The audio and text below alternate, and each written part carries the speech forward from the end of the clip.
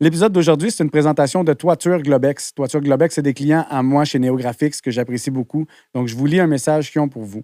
Chez Toiture Globex, on protège vos bâtiments comme si c'était les nôtres. Experts en membrane élastomère, fiers de notre savoir-faire familial, que ce soit pour un service d'urgence ou un déneigement, nous sommes votre équipe. Nous desservons le Grand Montréal, la Rive-Nord et la Rive-Sud. Yes sir, la gang. Aujourd'hui, on a reçu Cédric Bergeron sur le cœur au mic. On a fait le tour de son parcours, d'où il vient avant de devenir le fameux animateur du podcast Au Parloir. On a parlé de sa jeunesse, de l'adoption de ses petites jumelles, puis de ses futurs projets. Puis j'ai bien hâte de vous présenter cet épisode-là. Fait que je vous souhaite une bonne écoute. Jamais trop tard pour prendre sa place au top. Je me lance, je toucherai les étoiles à la Mario Bros. Je sais que j'ai ce qu'il faut pour toucher le sommet. Depuis jour 1, je le feel, c'est en moi ça sommeille. Je veux exprimer mes rêves pour inspirer les autres. Juste exister pour... Yes sir, Cédric. Hey, merci d'être là. Plaisir, mon chum. Bienvenue sur le cœur au mic, en direct des studios M4771, que Yes. tu connais très bien. Ah, je connais ça ici. Et là, je suis déstabilisé parce que là, je vois Clément. Habituellement, elle le voit pas. Là, je vois Clément. Ouais.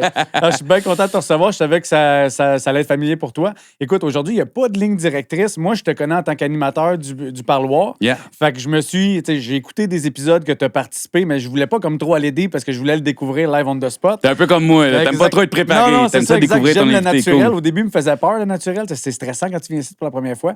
Mais là, j'ai envie de savoir, t'es qui en tant qu'humain, d'où tu viens, t'étais qui avant de vouloir devenir humoriste, d'avoir ton podcast, d'où ça vient, Cédric Bergeron? Là? Ça vient de Longueuil, en partant.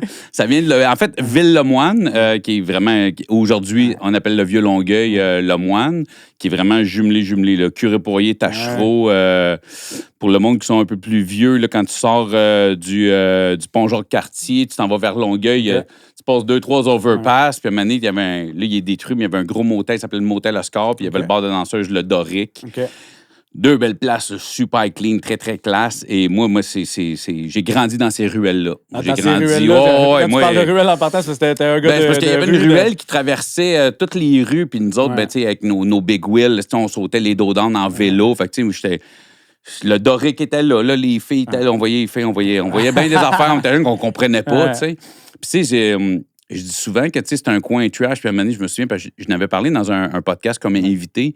Puis il y a du monde qui écrivait genre, ouais, j'ai grandi à le mois de moi avec. C'était pas dangereux, tu vas pas te faire tirer. Mais j'ai jamais dit que tu te faisais tirer. non. J'ai juste dit que c'était trash, parce que c'était trash. Je veux dire, c'était pas très riche. Tu sais, il y avait quelques maisons, il y avait du monde, il y avait des maisons, il y avait du monde qui avait des moyens, mais tu sais, il y avait certains secteurs de Lemoine, c'était assez pauvre. Saint-Jérôme. Il y en a des jugements sur Saint-Jérôme, là. Ben, c'est Il y a ça. plein tu de sais. secteurs de Saint-Jérôme. Ça veut pas dire que c'est tout comme le centre-ville. C'est ça, je comparerais pas, tu sais, Lemoine à Saint-Jérôme, mais tu sais, je veux dire, tu sais, c'était pauvre, il y avait de la conso aussi, tout ça, tu sais. Moi, j'ai une famille, tu sais, quand même pauvre, mais jamais manqué de rien, tu sais. J'ai toujours un toit puis de la bouffe, mais tu sais, moi, mes parents biologiques, c'est un amour d'adolescence, se sont connus à 14, mariés à 18, m'ont eu à 20, divorcés à 21. OK. Ce qui est très rare dans les années 80, c'est que mon père a eu ma garde. OK. Fait que moi, je voyais ma mère une fin de semaine sur 2, tu sais. Puis mon père a rencontré une autre femme assez rapidement qui, elle avait déjà 2 enfants. Fait que moi, j'avais 1 an, elle avait un fils de 2 ans puis une fille de 5. OK. On est devenu une famille. Tu sais, à 21 ans, mon père avait une femme puis 3 enfants à sa charge. À 21 ans. Tu sais, moi, genre, pense à moi, à 21, j'étais comme, c'est bon, j'étais même pas capable de me gérer.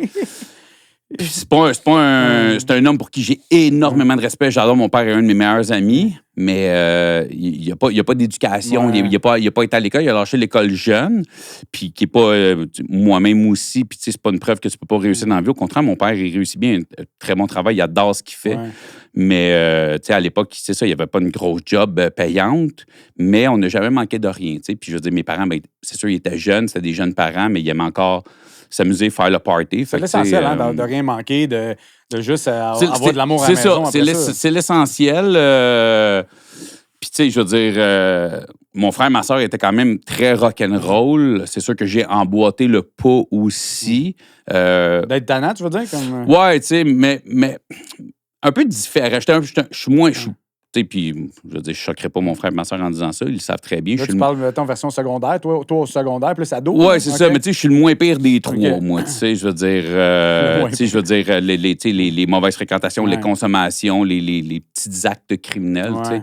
Moi, j'ai commencé à fumer très jeune. Puis, tu sais, mon frère a été mon premier pusher, là, tu sais, dans Quel tant que âge tel. très jeune, 12 ans. Ouais, l'été entre ma 6e année, puis. Fumer du weed, mettons. Fumer du OK. weed. Entre ma 6e année, puis mon secondaire 1, c'est cet été-là que ça a commencé. J'avais un chum avec un frère plus vieux. Ouais, Tu sais, on se ouais. connaissait tous avec le monde. Je connaissais parce que les grands frères de mes chums étaient aussi des connaissances de ma sœur. Ouais. Fait que, tu sais, on se connaissait tous. On a fait toute notre primaire ensemble, tout ça. Puis le frère de mon chum avait des plants de potes, lui, à leur chalet. Mon chum, il volait du weed à son frère, puis on savait même pas comment si on fumait. On savait même pas comment, man. À 12 Puis- ans, tu sais, ouais, ça, tu tripes. mais ça a commencé comme ça parce que, tu sais, on vient d'un coin où il n'y a pas grand-chose à faire. On n'a pas d'argent, mais on ne fait pas de sortie, on ne va pas à ronde, on ne va pas au zoo, on fait pas, tu sais, on va pas tant souvent au resto, tu sais. Puis, tu sais, je veux dire, quand on mange du resto, tu sais, c'est hot dog, puis nous autres, c'est fou raide, là, tu sais. C'est fou à quel point ça a changé, parce que moi, mes filles, je leur demande, hey, qu'est-ce que vous voulez manger? Puis c'est comme, sushi, tu sais, c'est comme. Ben oui, mais les dîners, il n'y avait rien comme un dîner à Belle Pro ado là, avec les Ah non, chums, c'était est-ce que écœurant, tu sais. Moi, mes filles, c'est comme, tu sais, hey, pizza, poutine, Saint-Hubert, sushi.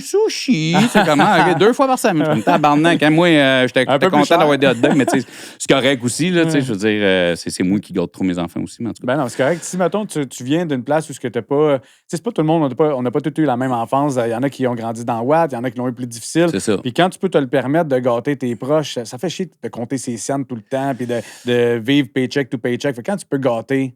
Mais c'est- oui, c'est sûr puis que- j'adore gâter Ouais. mes filles, mais en même temps, des fois, je réalise que c'est de ma faute, là, parce que des fois, je fais comme. Ils s'habituent à ça. Ouais, puis des fois, je suis comme, hey, on peut-tu avoir un peu plus de. On peut-tu avoir un petit peu plus de genre, wow, c'est trippant. Tu sais, je veux dire, c'était leur fête il y a 2 semaines, puis j'étais comme.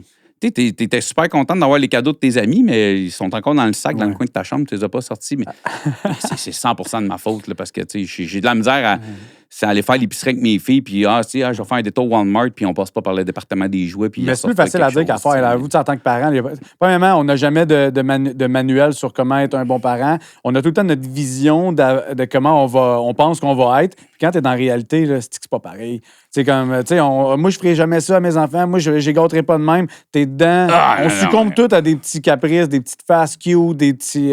Moi, je me souviens quand j'étais adolescent, je disais, moi, mes enfants, quand ils vont être ados, je vais les laisser triper. S'ils veulent fumer des pateurs, fais-moi des pateurs. Je me disais ça ado. Aujourd'hui, je suis comme, t'es-tu malade, Gaulis? Mais tu sais, c'est ça, on évolue avec le temps. Puis, tu sais, des fois, on se rappelle des moments où on était peut-être un peu rushant avec eux autres, un peu intense. Fait comme, OK, on va me racheter. Mais toi qui as vécu, mettons, t'as vécu des trips, t'as été tannant un petit peu. Comment t'appréhendes ça quand il arrive dans l'adolescence, faire des petites conneries pis tout? T'es-tu comme un peu ouvert d'esprit ou ça te stresse pas mal? Si. Non, ben. C'est ça. Parce que tu me poses une question que je me pose moi-même régulièrement, tu sais. Puis c'est ça, parce que des fois, tu sais, j'ai des conversations avec eux autres, puis là, tu sais, je leur parle, puis là, mettons, ils descendent dans le sous-sol, puis je regarde ma femme, puis je suis comme, hey, j'étais pareil, tu sais, c'est comme, hey, si je compare à moi, c'est comme, j'ai-tu des anges, tu penses, là, tu sais? Mais c'est ça, tu sais, je veux dire, ils n'ont pas grandi dans le milieu dans lequel j'ai grandi, puis j'essaie de leur offrir ce que j'ai pas eu. Mais en même temps, je veux dire, un ado, ça reste un ado. Je veux pas que mes filles deviennent je veux pas qu'ils se rebellent à 22 quand c'est là que tu commences à te calmer puis à focusser sur ta vie d'adulte parce que je t'ai tellement restreint en tant qu'adolescent. En tant qu'adolescente, je t'ai tellement mis dans une petite cage dorée que quand tu vas arriver dans la vingtaine, au lieu de commencer à te bâtir comme adulte, là, tu vas vouloir vivre ton adolescence. Fait que, il faut falloir que j'apprenne à... Mais c'est dur de mettre la ligne comme de la surprotection puis de les laisser vivre. C'est comme, c'est où que je suis en train de négliger, je suis pas en train de négliger. C'est tough, là, de comme... Ben, tu sais, c'est là parce que je parle avec des chums, justement, qui ont surtout des filles, parce que moi, j'ai 2 filles, tu sais, un peu plus vieux, puis quand leurs filles sont arrivées à 16-17, là, ils arrivent avec leur chum, tout, je fais comme, hey, ben, t'es conscient, là, que, tu sais, cet ado-là, avec ta fille, là, tu sais, moi, je me rappelle à 16 ans, quand j'étais avec une fille, ce que je voulais, puis t'es comme, ouais, mais là, tu sais, mes chums me disent ça, tu sais, ouais, mais tu sais, les filles avec qui t'étais, mettons, ado, tu sais, puis tu faisais des affaires qu'eux autres, est-ce que ça leur tentait? Est-ce qu'ils voulaient? Ben oui, tu sais, c'est comme, c'était mutuel, c'était. Mais, tu sais, il y avait du plaisir. Il dit, toi, tu veux pas que dans la vie, tu sais, je veux dire, à un moment donné, je fais comme, ben oui, c'est vrai, tu sais, je veux dire. Moi, à 16 ans, j'aimais ça me faire toucher le pépi. Ben, il y a des filles à 16 ans qui étaient toutes contentes de se faire pogner un tóton par un gars de 16. Là, c'est ça. Là, on parle d'une autre époque parce que je pense que c'est plus jeune que ça aujourd'hui. C'est ce qui m'effraie le plus. Mais c'est ça qui fait peur. à un moment donné, je fais comme, tu sais, faut que je laisse un peu aller. Tu sais, moi, c'est plus le côté où est-ce que. C'est surtout avec mon podcast. Tu sais, j'ai eu tellement d'histoires, d'affaires de. J'étais un overprotecteur. Tu sais, puis moi, j'étais un gars. Tout est noir. Tu sais, dans le sens que. J'ai un exemple, moi, tu sais, mais ma femme, elle va souper avec des amis de filles, puis elle dit, je devrais être là vers 10h, 10h30, je vais revenir, tu sais. Je suis comme, pas de trouble, tu sais, puis elle n'a pas à me donner de feedback, tu sais. Mais c'est juste que, tu sais, si elle me dit qu'elle va être là vers 10h30, puis il est rendu 10h35, je suis comme. Est-ce que t'es beau? Elle a eu un accident. Elle s'est plantée en char. Non, mais c'est tout le temps ça. Là, je suis content parce que. On a tous les deux des Tesla, puis avec l'application Tesla, je peux pas risquer son char. C'est pas pour la regarder, je fais juste comme, OK, attends, là, je peux. C'est correct, tu sais. OK, son char est encore parké là, fait que juste chill, tu sais. On en a parlé dans un des épisodes, on parlait de les fameux 4 accords Toltec, le livre là, comme de développement personnel. Puis quand il y en a un des accords Toltec, c'est ça, c'est ne pas faire de suppositions. Puis j'avais pris l'exemple de pas de réponse au téléphone. Comme les scénarios qu'on se fait, quand, mettons, t'attends un message texte ou un téléphone, puis là, tu dis, OK, ça y est, tu es morte, si t'es arrivé ça, telle affaire. Finalement, tu te fais appeler, j'ai juste manqué de batterie, telle affaire, c'est good, là, j'arrive, m'en viens, je suis en sécurité. Mais on est bon là-dedans, c'est pas long, c'est que ça déclenche. Puis, mes filles, moi, ils ont un sac avec leur téléphone, ils ont un battery pack dedans. Non, t'es équipé pour la guerre. Mais, tu sais, c'est ça. Mais, tu sais, il faut quand même laisser aller. Mais, tu sais, c'est cool parce que la technologie, tu sais, là, c'est sûr, ils sont encore assez jeunes, tu sais, mais, tu sais, je suis pas là quand ils partent, je suis pas là à les stalker comme un esti défoncé, là, tu sais, mais c'est. Tu veux les protéger, tu veux savoir sont où. Tu sais, on est dans un monde où l'Internet, c'est accessible à tout le monde. Des prédateurs, mais il y en a partout. C'est pas nécessairement de ce qu'eux, ils consomment. Des fois, les autres, ça peut aller aussi loin que les gens, ils regardent ce que nous, on met sur les réseaux sociaux. Ils voient que nous, on a des enfants. Il faut se méfier, il faut pas du déviant, il y en a tellement. Puis, tu sais, moi, mes filles, ils n'ont pas de TikTok, ils n'ont pas de Facebook, ils n'ont pas d'Instagram à 12 ans. Puis, tu sais, je suis comme, faire des petites vidéos de petites dents. Je m'imagine même pas la quantité de gars qui regardent des. Ma nièce, mon neveu, il avait commencé à faire ça. Il prenait les téléphones des parents en cachette, puis il faisait ça. Puis tu vas voir les gens qui commentent, là, des Sylvain, des Denis, des enfants. Les enfants, ils ont 10 ans. Là, ils ont fermé ça assez vite. Là, c'est ça. Ça Family Link, si vous n'avez pas ça, c'est vos jeunes. Family Link. Moi, je vois toutes les applications, combien de temps ils passent sur leur téléphone sur telle application, puis tout. Pendant qu'on est là, comme tu vois, j'ai pas de ligne directrice. Moi, je veux parler de toi en général. Tes filles, là, parce que moi, je vais te le dire après, là, je suis un peu dans un genre de processus, l'adoption. Puis je veux que tu me parles d'adoption. Je veux que tu me dises, premièrement, si tu es à l'aise, pourquoi vous avez été vers ça. Puis je veux en savoir un petit peu plus. Zéro problème. Écoute, moi, tu sais, ça va bientôt faire 20 ans. Je suis avec ma femme. L'ironie de la chose, c'est que ma femme est déménagée vite chez nous. Dans le sens qu'on s'est connus. Je l'ai laissée rapidement parce que, tu sais, ça faisait pas si longtemps que ça, j'étais célibataire. Puis finalement, je me suis rendu compte, non, c'est elle. Fait que, elle était déménagée. J'aimais pas son nouveau coloc. Moi, j'avais un nouveau coloc, puis ça me marchait. Bon chum encore aujourd'hui, mais la colocation ne marchait pas. Fait qu'on a tous fait comme, viens chez nous, toi, pars, puis en tout cas. Puis elle a fait ça a peut-être, même pas un an qu'on est ensemble, peut-être un an, puis test de grossesse. Parce que, en retard et tout ça, c'est comme, oh shit. Ma femme fait un test, puis là, on est comme, hey, ça fait pas longtemps, on est dans mi-vingtaine. Oh shit, pas le temps, ça fait pas longtemps, mauvais timing, côté professionnel aussi, tout ça. On était comme, oh, le test est négatif, for sure. Aujourd'hui, on fait comme, Chris, que c'est clair qu'il était négatif. Puis là, les deux, on était déçus. Tu sais, autant qu'on voulait pas, mais une fois que c'est négatif, on fait, Chris, ça aurait peut-être pas été si ça aurait été ça. hot, finalement, Le lendemain, j'ai acheté une bague pour la demander en mariage. Parce que j'ai fait, Chris, j'étais prête. C'est la première fois de ma vie, j'étais comme, OK, j'étais down. C'est enceinte, tout était correct dans ma tête. Au début, c'était comme, non.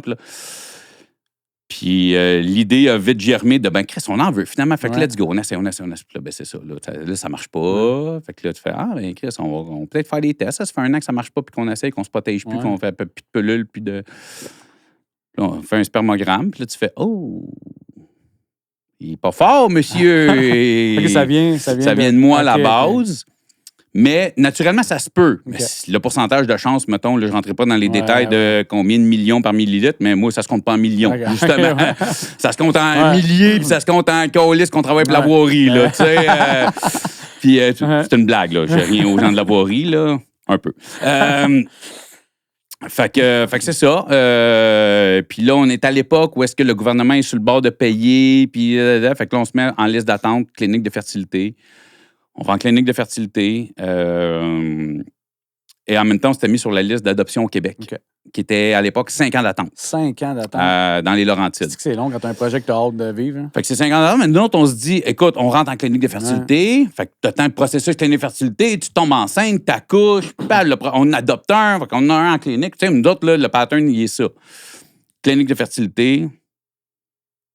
Premièrement, on apprend, ma femme est fin vingtaine, elle apprend qu'elle a la réserve ovarienne d'une femme de 40 ans.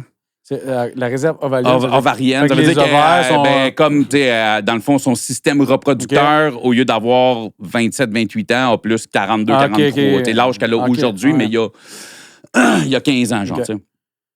Fait que là, hyper-stimulation, je ne rentrerai pas dans les détails, mais elle se prend des hormones, parce que, dans le fond, une femme fait un ovule par mois, mais là, eux autres, avec les hormones, tout ça, pour que tu produises plein d'ovules, eux autres, ils vont aller les chercher, les congeler.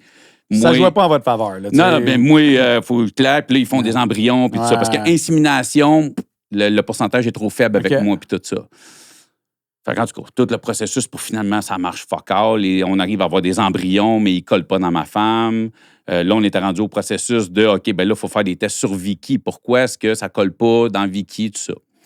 Entre-temps, nous, on s'est dit à un moment donné, parce que là, tu débines. Puis à un moment donné, on a pris une pause de tout ça, puis j'ai juste assis les deux sur le balcon, un peu débiné, tout ça. Puis là, j'ai juste regardé, j'ai dit, hey! Parce que quand j'ai demandé en mariage, j'avais dit dans les 4 prochaines années. Finalement, 7 ans plus tard. Ça s'est fait. Hey! Ça fait longtemps que tu as ce bague-là. On se marie dessus l'été prochain. Juste changer de mood, juste, tu sais, on voulait le faire, mais tu sais, juste faire, hey, on va décrocher de bébé, on va focusser sur un autre projet, parce que ça, là, ça nous draine, ça nous démolit. C'est sûr, ben oui. Puis c'est ça, post-mariage, je finis par dire, hey, on en veut, on n'est pas capable, la nature ne veut pas, on va en aider. On a une maison, on gagne bien notre vie. Moi, je connais rien là, dans le processus de famille d'accueil. Je ne sais même pas que tu es payé quand tu es famille d'accueil. Moi, je suis comme, on a une maison, on a de la place, on a les moyens. On peut pas en avoir, on va en aider. Ben oui. C'était comme au moins, fait que là, on va s'informer pour devenir famille d'accueil, qui est à la même place qu'on est allé pour... Le mariage? Pour adopter, parce que c'est la DPJ, c'est le centre jeunesse. OK, oui. Je pensais que l'hôtel. Non, c'est ça. Non, c'est parce que c'est toute la DPJ. Okay. Là, on apprend que nous, on pense, ça fait 2 ans qu'on est sur la liste d'adoption, fait qu'on pense qu'il reste 3 ans. Là, on apprend cette journée-là que c'est rendu à 7 ans. OK. Fait que ça allait allonger. Là, on apprend que famille d'accueil, tu as des familles d'accueil régulières, tu as des familles d'accueil banque mixte. Des familles d'accueil banque mixte, je ne sais pas si ça s'appelle encore comme ça à l'époque. Là, moi, on parle il y a plus de 12 ans. C'est les enfants qui sont placés chez vous sont à haut pourcentage de chances d'être adoptables. Ah, OK. Parce que, tu vois, ça va être des parents, je me sens de parenthèse, mais récidivistes. Ils ont des faut absolument que tu passes par ça, que tu sois famille d'accueil avant? Mais dans le fond, c'est que tu peux être liste d'adoption, mais tu as l'option de devenir famille d'accueil banque mixte. Ça l'accélère, le processus? C'est pas que ça l'accélère, c'est juste que les enfants qui vont être placés chez vous sont possiblement adoptables. Fait que si c'est des enfants que tu as chez vous depuis 2, 3, 4, 5 ans puis qui deviennent adoptables, ben c'est toi qui as la priorité sur l'adoption. T'sais. Fait qu'on fait comment? Bon, on va essayer de devenir famille d'accueil. Là, banque mixte, ça peut être intéressant, puis tout ça. Puis nous autres, ça s'est fait extrêmement vite. Là, je ne rentrerai pas dans les détails, mais en tout cas, c'est devenu super vite. Puis à un moment donné, ils nous ont appelés. Hey, vous êtes qualifiés comme famille d'accueil. Nous autres, on s'est dit, si on est qualifié comme famille d'accueil, à un moment donné, on va se faire présenter un projet. Là, je mets ça. C'était-tu un enfant au départ? Ben, au départ, nous autres, on avait coché 0-3 ans, mais une affaire qu'on a faite, c'est qu'on a coché fratrie. C'est-à-dire, mettons, on a un bébé 6 mois, famille d'accueil, possiblement adoptable, mais il y a une sœur de 7 ans qui a été violée, battue, abusée. On les garder ensemble. T'es prends-tu? Beaucoup de monde vont faire ben non. Ben Nous autres, on a fait ben oui, on va pas séparer. Ben non, c'est ça. Sauf que, tu sais, demande à n'importe qui, veux-tu des 2 jumelles qui sortent de l'hôpital, ils ont 5 semaines, tout le monde va dire oui, mais c'était coché non à fratrie. Fait que nous autres, ils nous appellent, on a un cas, mais il n'y avait rien, c'était pas adoptable au début. Là. C'était très nébuleux, un peu comme setup. Puis nous autres, on a dit, ben oui, on a sauté à pieds joints. Fait qu'on était chercher nos filles, elles avaient 7 semaines à l'hôpital. 7 semaines, c'est dès le départ. Fait que c'est... Ouais, ils sont nés prématurés, ils ont eu leur congé à 7 semaines, on est allé les chercher, ils n'ont jamais rien connu d'autre que chez nous. Fait qu'on est devenu famille d'accueil pour mes filles. Puis 4 ans et demi plus tard, on les a adoptés. C'est hot. Puis en date d'aujourd'hui, tu peux témoigner sûrement... parce que moi, je suis dans une situation comme ça. J'ai une fille qui est la fille à ma blonde. Je suis arrivé dans sa vie à 2 mois. Puis j'ai mon garçon qu'on a eu 1 an et quelques après. Mais avoue qu'on peut aimer des enfants sans être le géniteur autant comme... Tu peux pas te comparer si tu l'as pas vécu, mais je te le dis. Moi, je vais te dire une chose que j'ai déjà... Excuse-moi. Que j'ai déjà dit dans d'autres podcasts. Puis c'est drôle parce que dans mon show, j'ai un gag là-dessus. Puis parce qu'on m'a déjà vraiment posé la question. Je l'ai tourné en blague dans mon show. Mais on m'a demandé, tu sais, penses-tu que tu as le même attachement pour tes filles que moi j'ai pour ma fille, qui est vraiment ma fille? Ouais. Puis ce que je peux dire, c'est, je le sais pas. Tu sais, je peux pas dire, est-ce que j'aimerais plus des enfants bio parce que j'en ai pas. Mais ce que je réponds tout le temps, c'est, je peux pas concevoir aimer plus que j'aime mes filles. Ben, c'est ça, ouais. Tu comprends? Je pourrais pas, je peux pas comprendre comment je pourrais aimer plus. J'aime ma femme, j'aime mes parents. Ben oui, mais ça, c'est... Mais ça n'a rien à voir à l'amour que j'ai pour mes filles. Tu sais, rien. Je veux dire, ma femme est là. Mon bras, il se rend pas, là. Tu sais, je veux dire, fait que je suis comme... Je pense pas que je pourrais, tu sais, puis... Tu le décris bien, parce que, gars, moi, je deviens émotif, parce que ce que tu dis, c'est ce que je ressens pour ma fille. Puis je l'ai, le comparatif. J'ai mon fils biologique qui est arrivé après elle. J'en fais pas de différence. Moi, quand je regarde, j'ai 2 enfants, puis je vais toujours en avoir 2, puis je les aime égales, tu sais, puis ce que tu ressens, c'est ça, c'est l'amour. C'est quand tu acceptes le rôle de père. Quand le jour tu as décidé que tu voulais devenir père, tu l'as développé. C'est la même chose, je pense. Tu sais, je te parlais de mon père. Mon père a un enfant biologique, c'est moi, mais il est rentré dans la vie de 2 enfants qui avaient 2 ans et 5 ans. Puis il les a élevés. Puis eux, leur père jeune n'était pas dans leur vie. Les 2, leur père est arrivé dans leur vie, est revenu dans leur vie beaucoup plus tard, tu sais, des années, le genre début de l'adolescence, tu sais, fait que ça a été... Puis c'est papa, là, tu sais, ils ont toujours appelé papa, fait que moi, ça, puis tu sais, dans la vie, je t'en parlais un peu hors cam, tu sais, des signes, des affaires comme ça, ça, c'est un peu moins, mais tu sais, c'est juste que souvent, j'explique aux gens, des fois, quand tu vis de l'adversité, tu sais jamais, parce que moi, une des pires choses que j'ai appris dans ma vie, c'est que je pouvais pas avoir d'enfant. Ouais. Quand t'en veux. Tu sais, comme t'aimerais ça. Hein? Une des plus belles choses au monde qui a pu m'arriver, c'est de ne pas être capable d'avoir des enfants parce que j'ai mes filles. Oui, c'est ça. Tu comprends? Tout est orchestré pour toi, c'est fait pour toi. Si j'avais été capable d'avoir des enfants, j'aurais eu des enfants naturels. Je les aimerais autant que j'aime mes filles. Je serais heureux probablement. Ouais. Mais... Ce serait pas elle que t'as là présentement que t'aimes comme ça. Ces 2 cocottes-là, mes petites jumelles, oui. Je veux dire, voyons, Chris, hey, la souffrance puis les larmes que j'ai eues puis qu'on a souffert, moi, ma femme, ça le valait pour me retrouver avec ces 2 cocottes-là. Mais ça, c'est ça qui est beau, c'est que quand tu décides de voir la vie de cette façon-là, tu pourrais, il y a du monde là, qui prennent ton scénario, ils vont s'apitoyer sur leur sort à la place. Pourquoi ça me fait ça? Pourquoi la vie me tape sur la tête? Non, check, ça t'a ouvert cette porte-là. Ce que tu vis aujourd'hui, que tu décris comme l'amour inconditionnel. Mais tu sais, je tiens à mentionner que c'est pas parce que moi j'ai vécu ça, vous allez vivre ça. Parce que moi, je connais un autre couple qui ont fait exactement comme nous. Ils ont eu un enfant, puis comme ça, ils ont adopté, ils ont décidé de le faire sur un 2e. Je pense que la mère, c'était son 5e enfant. Les 4 premiers ont été adoptés. Puis, fait qu'ils ont fait comme le 5e, on va le mettre en banque mixte, clairement. Ben oui. Fait, tabarnak, elle s'y repris. Fait qu'ils ont eu je pense un petit gars, ils l'ont eu, je pense, 2 ans. Puis la mère s'est repris. Ils sont venus le chercher. La mère, elle a eu la garde. Ah, ça doit faire ça, ça doit être... c'est ça, tu peux pas dire, hey, puis l'ironie de la chose, c'est quand tu deviens famille d'accueil, banque mixte comme nous autres, puis que tu finis par adopter t'es enlevé automatiquement de la liste d'adoption. Ouais. Ben Chris, il y a eu un glitch, ils nous ont pas enlevé de la liste d'adoption. Non. Fait que plusieurs années plus tard, on était le fameux 7 ans d'attente. Ouais. Chris, on les a reçus les papiers. On était prochains, là. Fait que t'aurais pu avoir on aurait pu, écoute, les papiers sont restés sur le comptoir 3 mois, je pense. Vous aviez réfléchi peut-être? Ben, Chris, parce que nous autres, c'était... Ben non, c'est fait, on est plus sur la liste d'adoption, clairement. Tu sais, moi, ma femme, on s'est jamais reprotégé puis jamais tombé enceinte. Là, moi, j'ai 0, là. Tu sais, je rentrerai pas dans les détails de ma vie sexuelle, mais on se protège pas. Puis, en général, je reste au chaud jusqu'à la fin. Moi, je vais rester. Mais. C'est bon, ça. Mais Chris, quand on a reçu, là, on a fait oh shit, OK. Là, on a compris que Chris, ils nous ont pas enlevé de la liste, puis il aurait été supposé. Tu dis que c'est un signe, ça aussi? On y a pensé, mais là, mes filles commençaient à être plus vieilles. Puis comme là, on repensait aux couches, puis tu sais, on y a pensé, puis là, une fois de temps en temps, tu sais, quand il y avait des passes, tu sais, c'était pas évident, c'était rushant. Tu sais, un soir de routine, que c'est de la merde. Quand c'est fini, t'es content. Là, des fois, je m'approchais de ma femme. Imagine, on aurait un bébé de 6 mois en même temps que tout ça. Là, fait qu'à m'amener les papiers, on a juste fait comme... Puis là, ils nous ont appelés, on a fait non, finalement, on a donné la place au prochain. Puis en même temps, on était comme, hey, il y a peut-être du monde qui attend. Puis, tu sais, j'ai deux... Qui en ont zéro. Puis qui tu sais, moi, je vais être bien honnête, là, je suis très, très franc, là. La passe bébé, pas été ma passe favorite. Non, c'est tough, hein. Puis là, après ça, tu as hâte à la prochaine phase. Puis là, tu te rends compte que la phase d'après, elle a son lot de problèmes. Ah, non, mais il y en a tous des... je pense que... Il y en a tout le temps, c'est à l'infini, je pense. C'est juste que... Tu sais, moi, je regarde mon père, puis tu sais, je veux dire, je suis rendu à 44, puis je pense que mon père, c'est encore un père, puis qui est encore stressé puis anxieux pour moi des fois, puis qui pense, tu sais, écoute, de donner une idée, puis je suis pareil comme mon père, puis je sais, puis ça me fait chier, parce que je le sais que je vais être comme lui. Le pont Concorde, quand le pont... Là, j'ai raté des vieilles affaires, mais quand le pont Concorde s'était effondré à Laval, j'habitais pas loin. OK.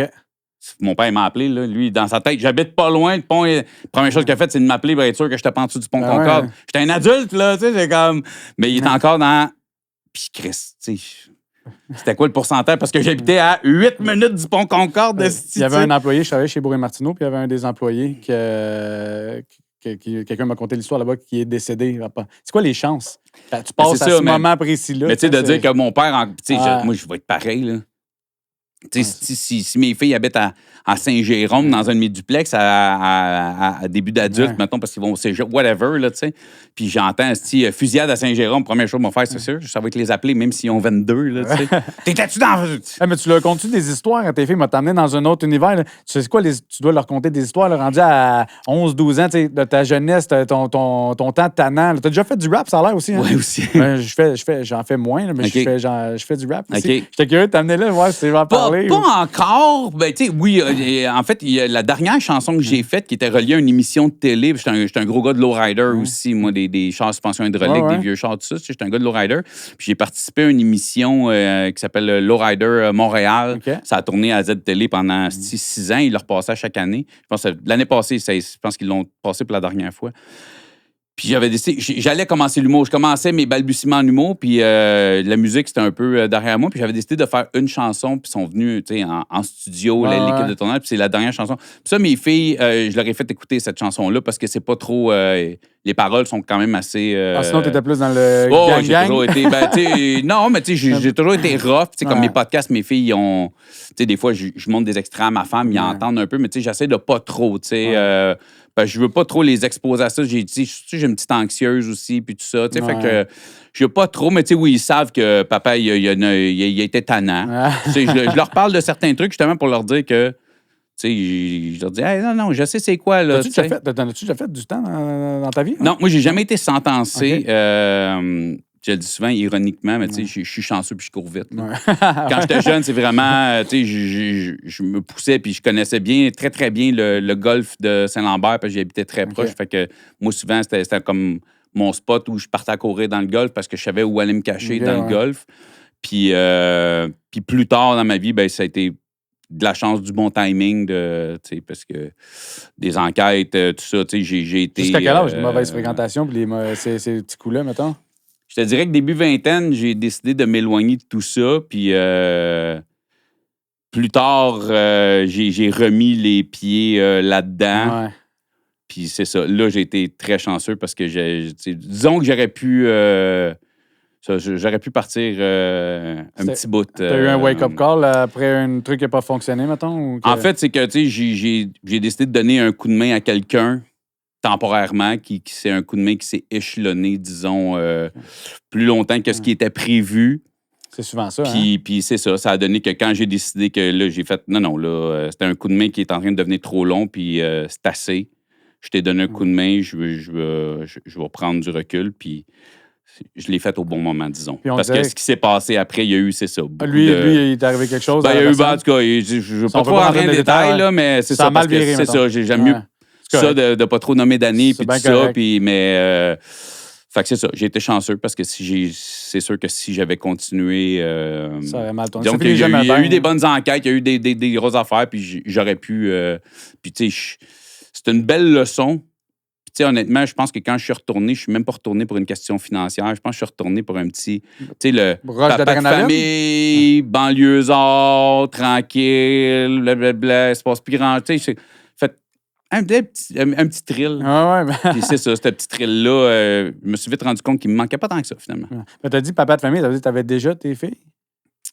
OK, parce que j'allais dire, dans le timeline, on dirait que pas longtemps après que tu aies arrêté ça, tu as rencontré comme ta femme. Oui, j'ai rencontré ma femme, puis tout ça. Puis comme je te dis, c'est ça. Comme si la vie t'avait récompensé de t'être assagi. Tu sais, j'étais pas deep d'un grosses affaires, puis tout ça. C'est ça. Juste du gossage, là, sur le des petits sidelines. C'est ça. Disons que j'aidais quelqu'un dans la gestion de certains projets. OK. Je vais regarder ça comme ça. Puis c'est ça. Fait que ça... Ben, c'est une bonne affaire. J'étais très low-key, j'étais pas... C'est ça.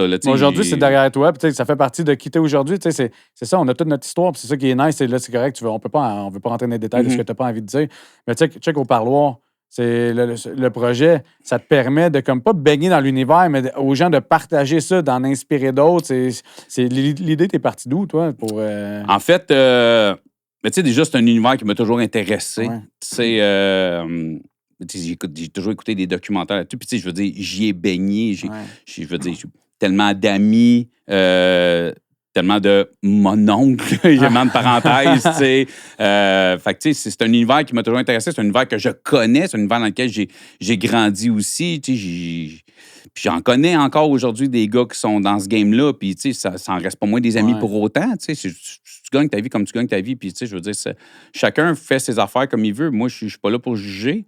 Puis, dans le fond, humoriste depuis mes 37 ans. Moi, j'ai commencé l'humour hyper tard. J'ai eu un vibe sur moi, sur Internet, par rapport au Gong Show.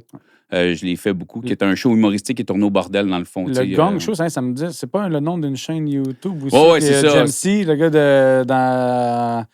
pas Alma, c'est dans Rimouski ou je sais pas quoi. Non, le Gong Show, dans le fond, c'est un truc qui est tourné au bordel. C'est du stand-up, là, avec du roast et tout. Puis, tu sais, moi, je l'ai fait beaucoup. Puis, il y avait un bon vibe sur Internet. Puis, je me disais, je vais essayer de surfer sur cette vague-là en partant un podcast humoristique. Et là, je me cherchais une idée. Puis, de podcast humoristique. Et j'ai quelques immeubles à Saint-Jérôme, le dernier duplex que j'ai acheté. Là, c'est sûr, le monde ici, si vous m'avez déjà écouté, si vous êtes tanné de m'entendre répéter les mêmes affaires, mais c'est ça. Moi, j'ai un autre audience. C'est ça. Mais c'est ça, le dernier duplex que j'ai acheté, dans le fond, le locataire du bas, Jean-Louis Lévesque, 80 ans à l'époque. À tous les mois, je vais chercher son loyer parce qu'il me paye comptant, puis tout ça. Puis plus je le rencontre, plus on parle, plus il me raconte son histoire. Puis c'est un gars qui a une sentence vie pour un meurtre. Puis je trouve son histoire tellement intéressante, puis de voir à quel point, si tu ne le racontes pas, tu le sais pas, parce que c'est tellement un gentil monsieur, tout ça. Puis c'est là que l'idée m'est venue de faire « Hey, il faut que les gens entendent ton histoire, tu sais. Puis moi, je me dis, on va faire une dizaine d'épisodes sur l'univers carcéral avec lui, mais je connais assez de gars, justement, qui ont fait du temps, puis qui ont changé de vie, qui se sont repris, qui ont été des tannants, puis qui ont littéralement fait un 180. Puis, tu sais, de un, oui, ça a marché, mais ça a marché pas. Quand tu fais le premier épisode, tu te dis quoi après? Genre, j'ai trippé en crise. Oui, j'ai adoré mon premier épisode. Puis le deuxième épisode, c'était un ami aussi, tu sais, que j'avais pas revu depuis la fin de l'adolescence, tu sais. Facebook, une fois de temps en temps, on des petits WhatsApp, puis on voyait nos vies évoluer. Puis quand j'ai pensé à ça, j'ai tout de suite, lui, je l'ai appelé, puis je savais qu'il y avait des grosses ententes, je savais qu'il avait flippé aussi de vie, puis tout ça. Fait que je trouvais ça intéressant, tu sais, le premier épisode, d'avoir la version complète de cet homme-là, qui me donnait des petites brides à tous les mois quand j'allais chercher son loyer. Le deuxième, un gars que j'ai pas vu depuis 20 ans, qui... Même plus que 25 ans, puis qu'est-ce qui s'est passé depuis tes 17 ans, 18 ans, qu'on s'est pas revu. Il n'y a pas grand monde, tu sais, quand tu disparais, même automatiquement, j'imagine, quand tu sors, ton entourage, elle doit être le réduit, tu n'as plus autant de monde. C'est sûr. Ça doit faire du bien de pouvoir parler de. Mais il y en a beaucoup qui le prennent comme eux-mêmes. Je veux dire, j'en ai un, il est sorti sur Patreon hier, au moment où on enregistre. Le premier extrait est sorti hier. Puis ce monsieur-là, il reste 1 an à vivre à peu près.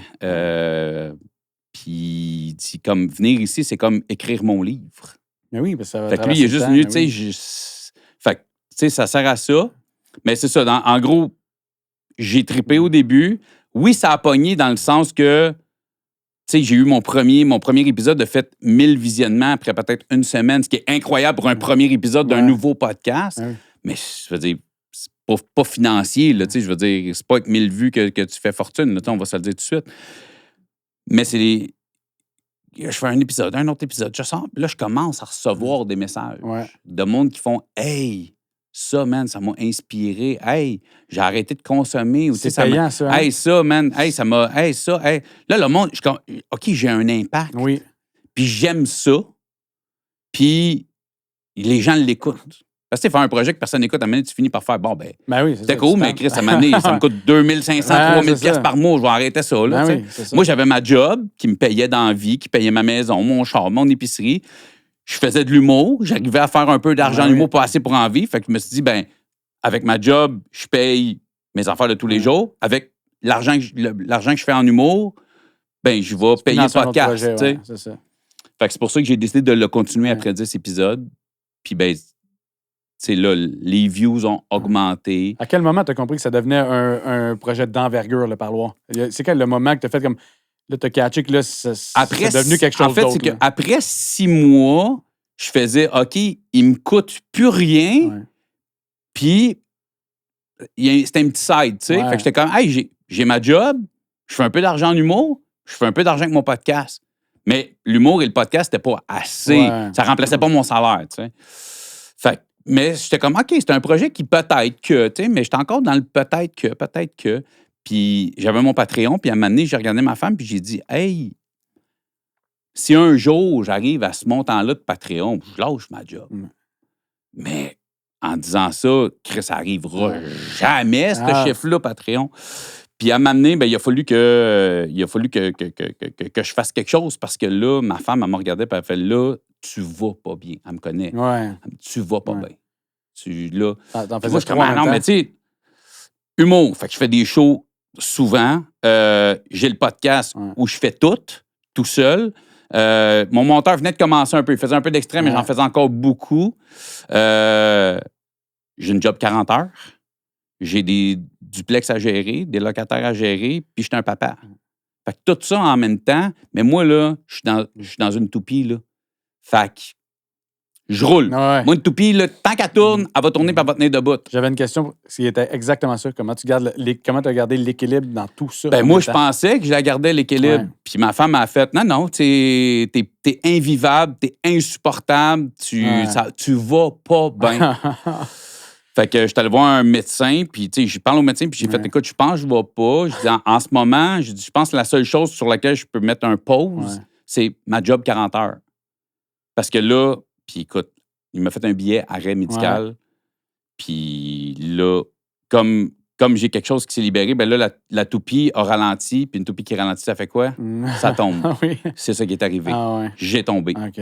Fait que là, puis je prenais pas l'argent des assurances parce que là, j'avais acheté. Puis là, quand le monde va me voir sur Internet. Fait que là, je faisais les shows minimum que je faisais parce qu'il me faisait du bien, les shows.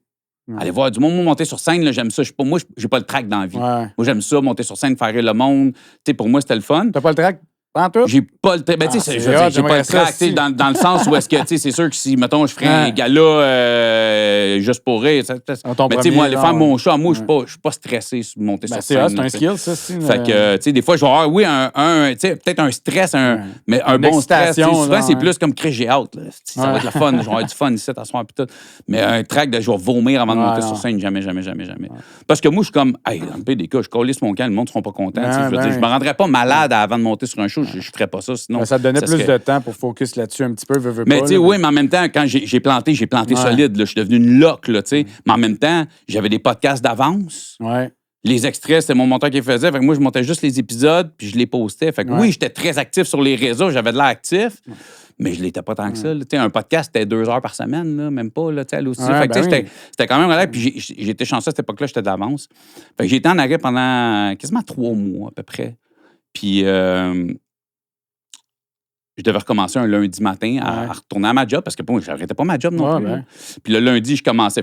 J'allais recommencer comme une semaine 2 jours, une semaine 3 jours, une semaine, tu sais, tranquillement, ou 2 semaines, whatever.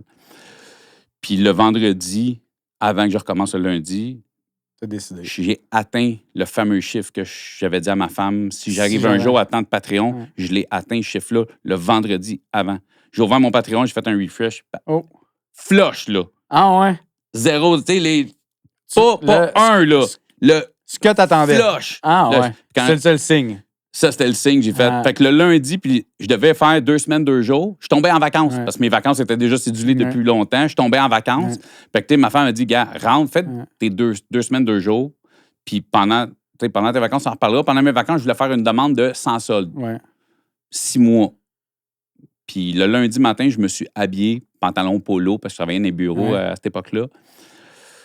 Je me suis regardé devant le miroir. J'ai enlevé mes pantalons, j'ai enlevé mon polo, j'ai mis une paire de jeans, un T-shirt. Ma femme a travaillé de la maison cette journée-là. Je l'ai regardée, puis j'ai fait « à tantôt ». Elle me fait « à ce soir ». J'ai fait « non, à tantôt ». Elle a fait « ah ouais ». Fait que je suis rentré. Tu allais te dire que c'était fini. Puis je suis rentré pour démissionner. Pour les gens qui écoutent ça, là, prendre des risques des fois, là, regarde, quand tu le feels, c'est instinctif. Puis... Tu sais qu'aujourd'hui, tu regrettes pas le move, c'est sûr. Là, ça fait peur. Tu avais une excellente job. Là. Je connais des gens qui sont encore là. Je gagnais très bien ma vie.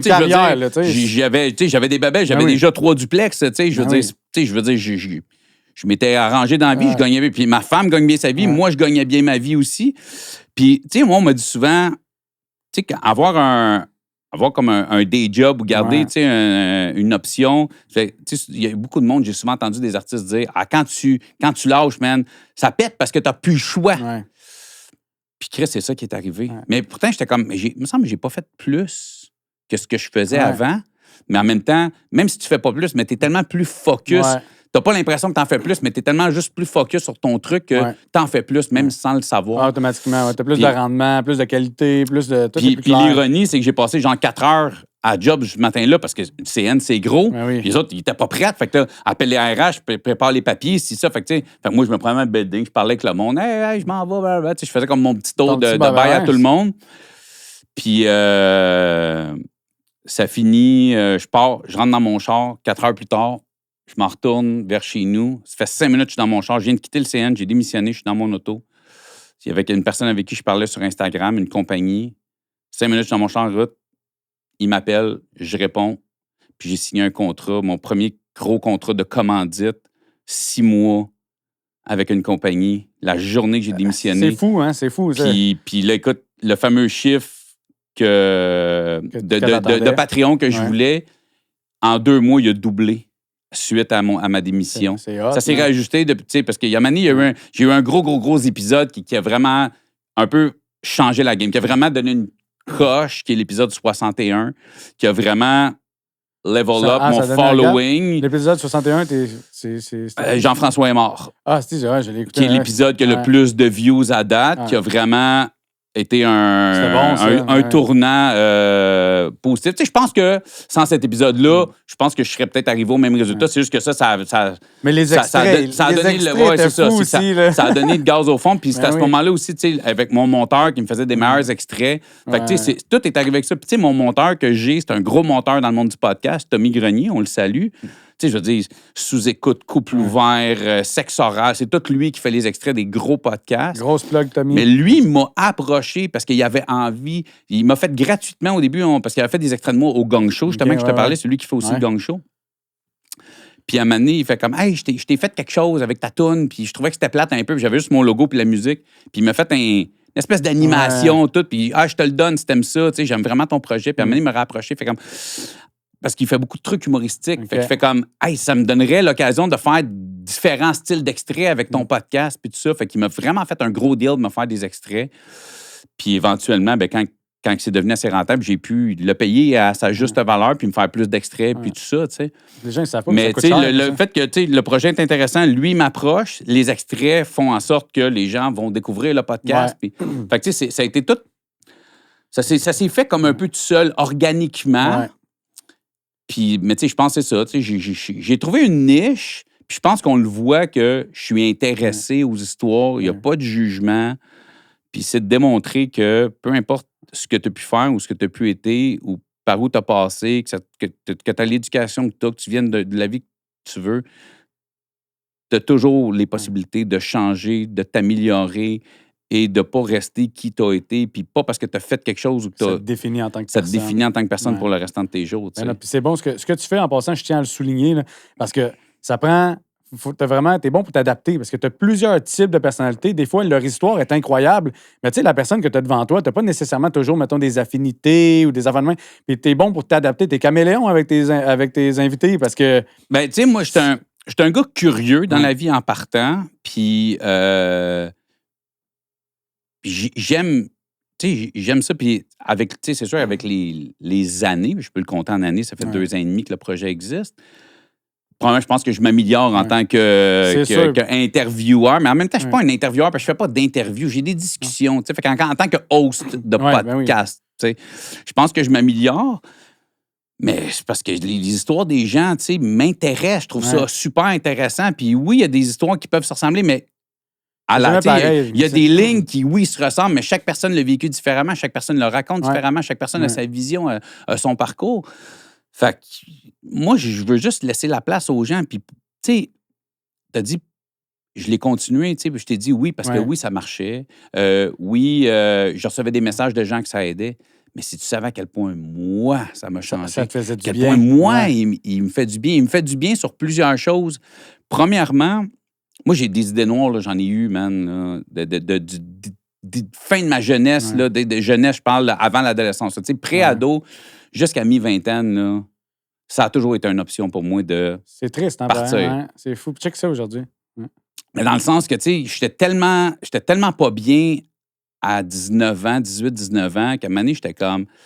Ouais, là, ça fait 19 ans que c'est ça, puis t'es en train de me dire qu'il m'en reste peut-être 60. À vivre de même. Ouais, je pense que, tu sais, puis je l'ai pas fait, puis j'ai tellement de gens qui sont passés derrière ce micro où je suis assis en ce moment, qui ont passé, puis eux ont fait le geste, puis finalement, se sont manqués, puis tout le monde me dit, mais tu sais tellement pas ce qui t'attend, tu sais.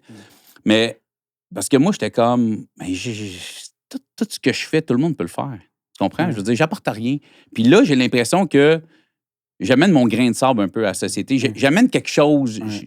Tu sais, on dirait que c'est un peu une mission. Tu sais, donne le même projet à quelqu'un d'autre, il le fera pas comme toi, c'est ta sauce à toi. Mais tu sais, moi j'ai l'impression que j'ai une certaine, maintenant, utilité dans la société. J'ai un petit grain de sel que, oui, en tant qu'humoriste, parce que je fais rire des gens, mais en même temps, des humoristes, il y en a plein qui font rire des gens.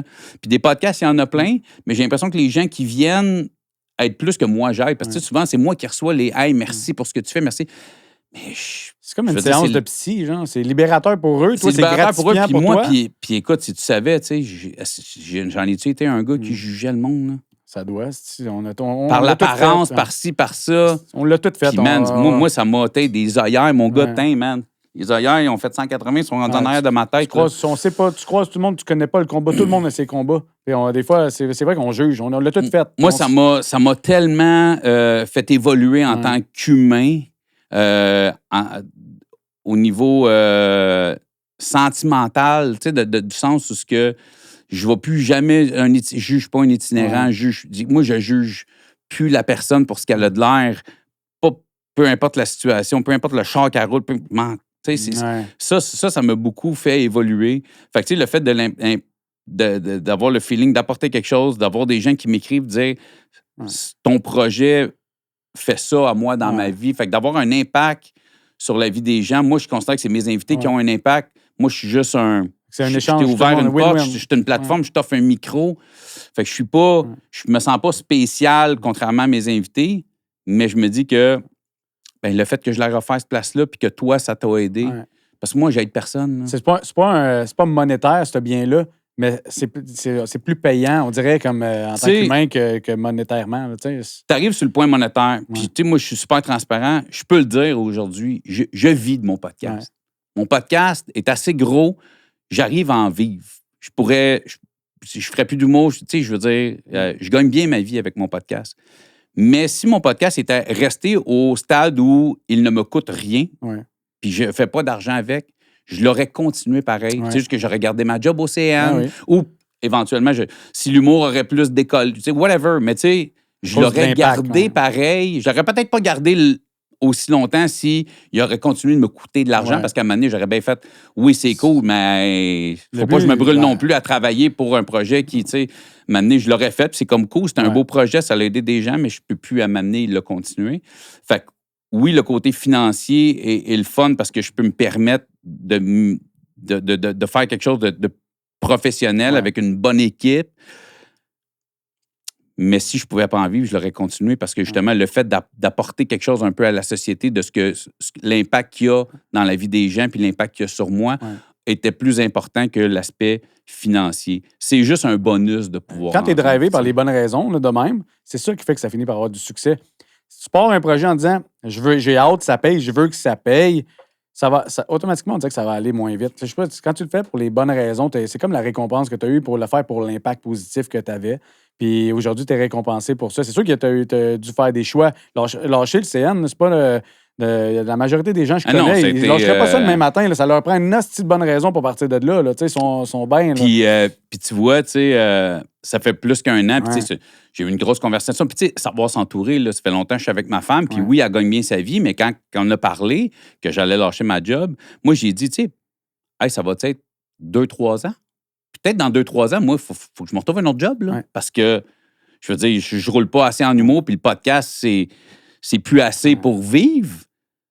Ben, je dis, écoute, peut-être que ça va valoir la peine. S'il faut que je retourne me faire chier dans une shop pendant 15 ans avant ma retraite, ça aurait duré ce temps-là. Je le ferai. Puis, ma femme m'a dit, écoute, moi, si ça plante, ben, OK, peut-être, je vais peut-être changer de modèle de voiture, des trucs comme ça. Mais, être capable de me supporter financièrement le temps que je me revire de bord. Mais oui, on va slacker ses restos, puis sur le Uber, puis sur les sorties, puis les voyages, puis tout ça. Fait que, c'est de savoir s'entourer parce que, ma femme aurait pu faire. Elle l'aurait pas fait, mais je veux dire, j'aurais respecté ma femme. Fait, hey, c'est stressant, t'es sûr, si tu veux pas garder ou trouve-toi d'autres choses, t'sais. Fait que oui, ça a été un grosse étape. Puis comme je te dis, peut-être, moi, je ne sais pas, là, tu sais. C'est un tremplin, là, ta créativité, tes autres projets qu'on parlait tantôt hors cam, là, si tu veux les plugger aussi. C'est un tremplin, ça va amener d'autres affaires, ça n'arrêtera plus. Ben, c'est ça, tu sais, il y a l'affaire parce qu'à un moment donné, je me suis dit, parce que ça fait, après 1 an, moi, j'étais 1 an, là, je suis comme, hey, je vis ma best life, c'est malade. Mais tu vois, dans les derniers mois, là, le gars, je te disais, ma femme est en retard, elle a pogné un accident. Mais là, ce gars-là revenait, cette mentalité-là revenait, mais dans ma vie personnelle, dans ma vie professionnelle, en fait, excuse. Fait que là, j'étais comme, hey, j'aurais pas dû lâcher ma job au CN. Ah, tu t'es remis en question là-dessus? Parce que là, je dis, mais là, dans 2 ans, vas-tu vouloir aller travailler chez Labatt? Pas que c'est une mauvaise chose, mais là, qu'est-ce que je vais faire? Vas-tu aller livrer de la pide? Parce que tu restes quand même un gars qui n'a pas d'éducation, que j'ai pas.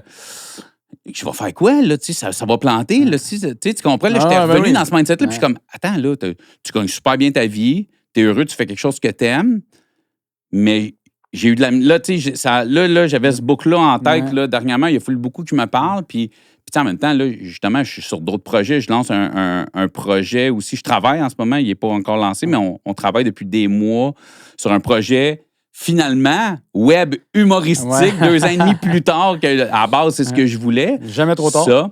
Tu sais, en ce moment, je fais des ateliers de jeu, d'acting. J'ai un petit rôle. Il y a des gens qui m'ont vu à face dans Anti-Gang 2 fois. Je suis retourné. Je sais même pas c'est quoi? C'est la nouvelle série qui a remplacé Stat à tous les jours à Radio-Canada. La nouvelle quotidienne. C'est ça, la quotidienne de Radio-Canada. Je parle pas, on me veut à face. Un 3e rôle muet. Mais j'aime ça. On m'avait déjà demandé de faire quelques auditions. Mais j'ai pas eu des rôles parce que je suis pas un acteur. Mais j'ai aimé ça, l'ambiance plateau. Je jouais des personnages. Fait que là, je fais des... Fait que peut-être éventuellement cinéma. Ça. Peut-être cinéma, mais série, jouer des rôles. J'ai un casting, on s'entend, là, je peux jouer le moton tout le temps assez facilement. Le bouncer. C'est ça, tu sais. Puis je trouve ça le fun. Fait que je m'investis un peu là-dedans. Il y a un projet télé qui a été lancé. J'étais avec un producteur télé qui au parloir, les a inspirés pour un projet télé on pitch à des diffuseurs en ce moment. On est là-dedans. Il y a plein de projets. Je suis en train d'écrire mon 2e one-man show d'humour aussi. Là, t'es sympathique. Comment ça va s'appeler, l'autre? On n'a pas le titre encore. Là, on est dans l'écriture. Je brainstorm. Je commence. On est dans les premiers balbutiements de la préparation d'un livre, dans le fond, qui va être... Parce que mon premier invité, Jean-Louis, que j'ai parlé, est aussi mon 100e invité. Je l'ai ramené pour la 100e. Puis, dans le fond, je suis en train on prépare un livre qui va être, dans le fond, les 100 premiers épisodes de Au Parloir. OK. Donc, qui va être moi...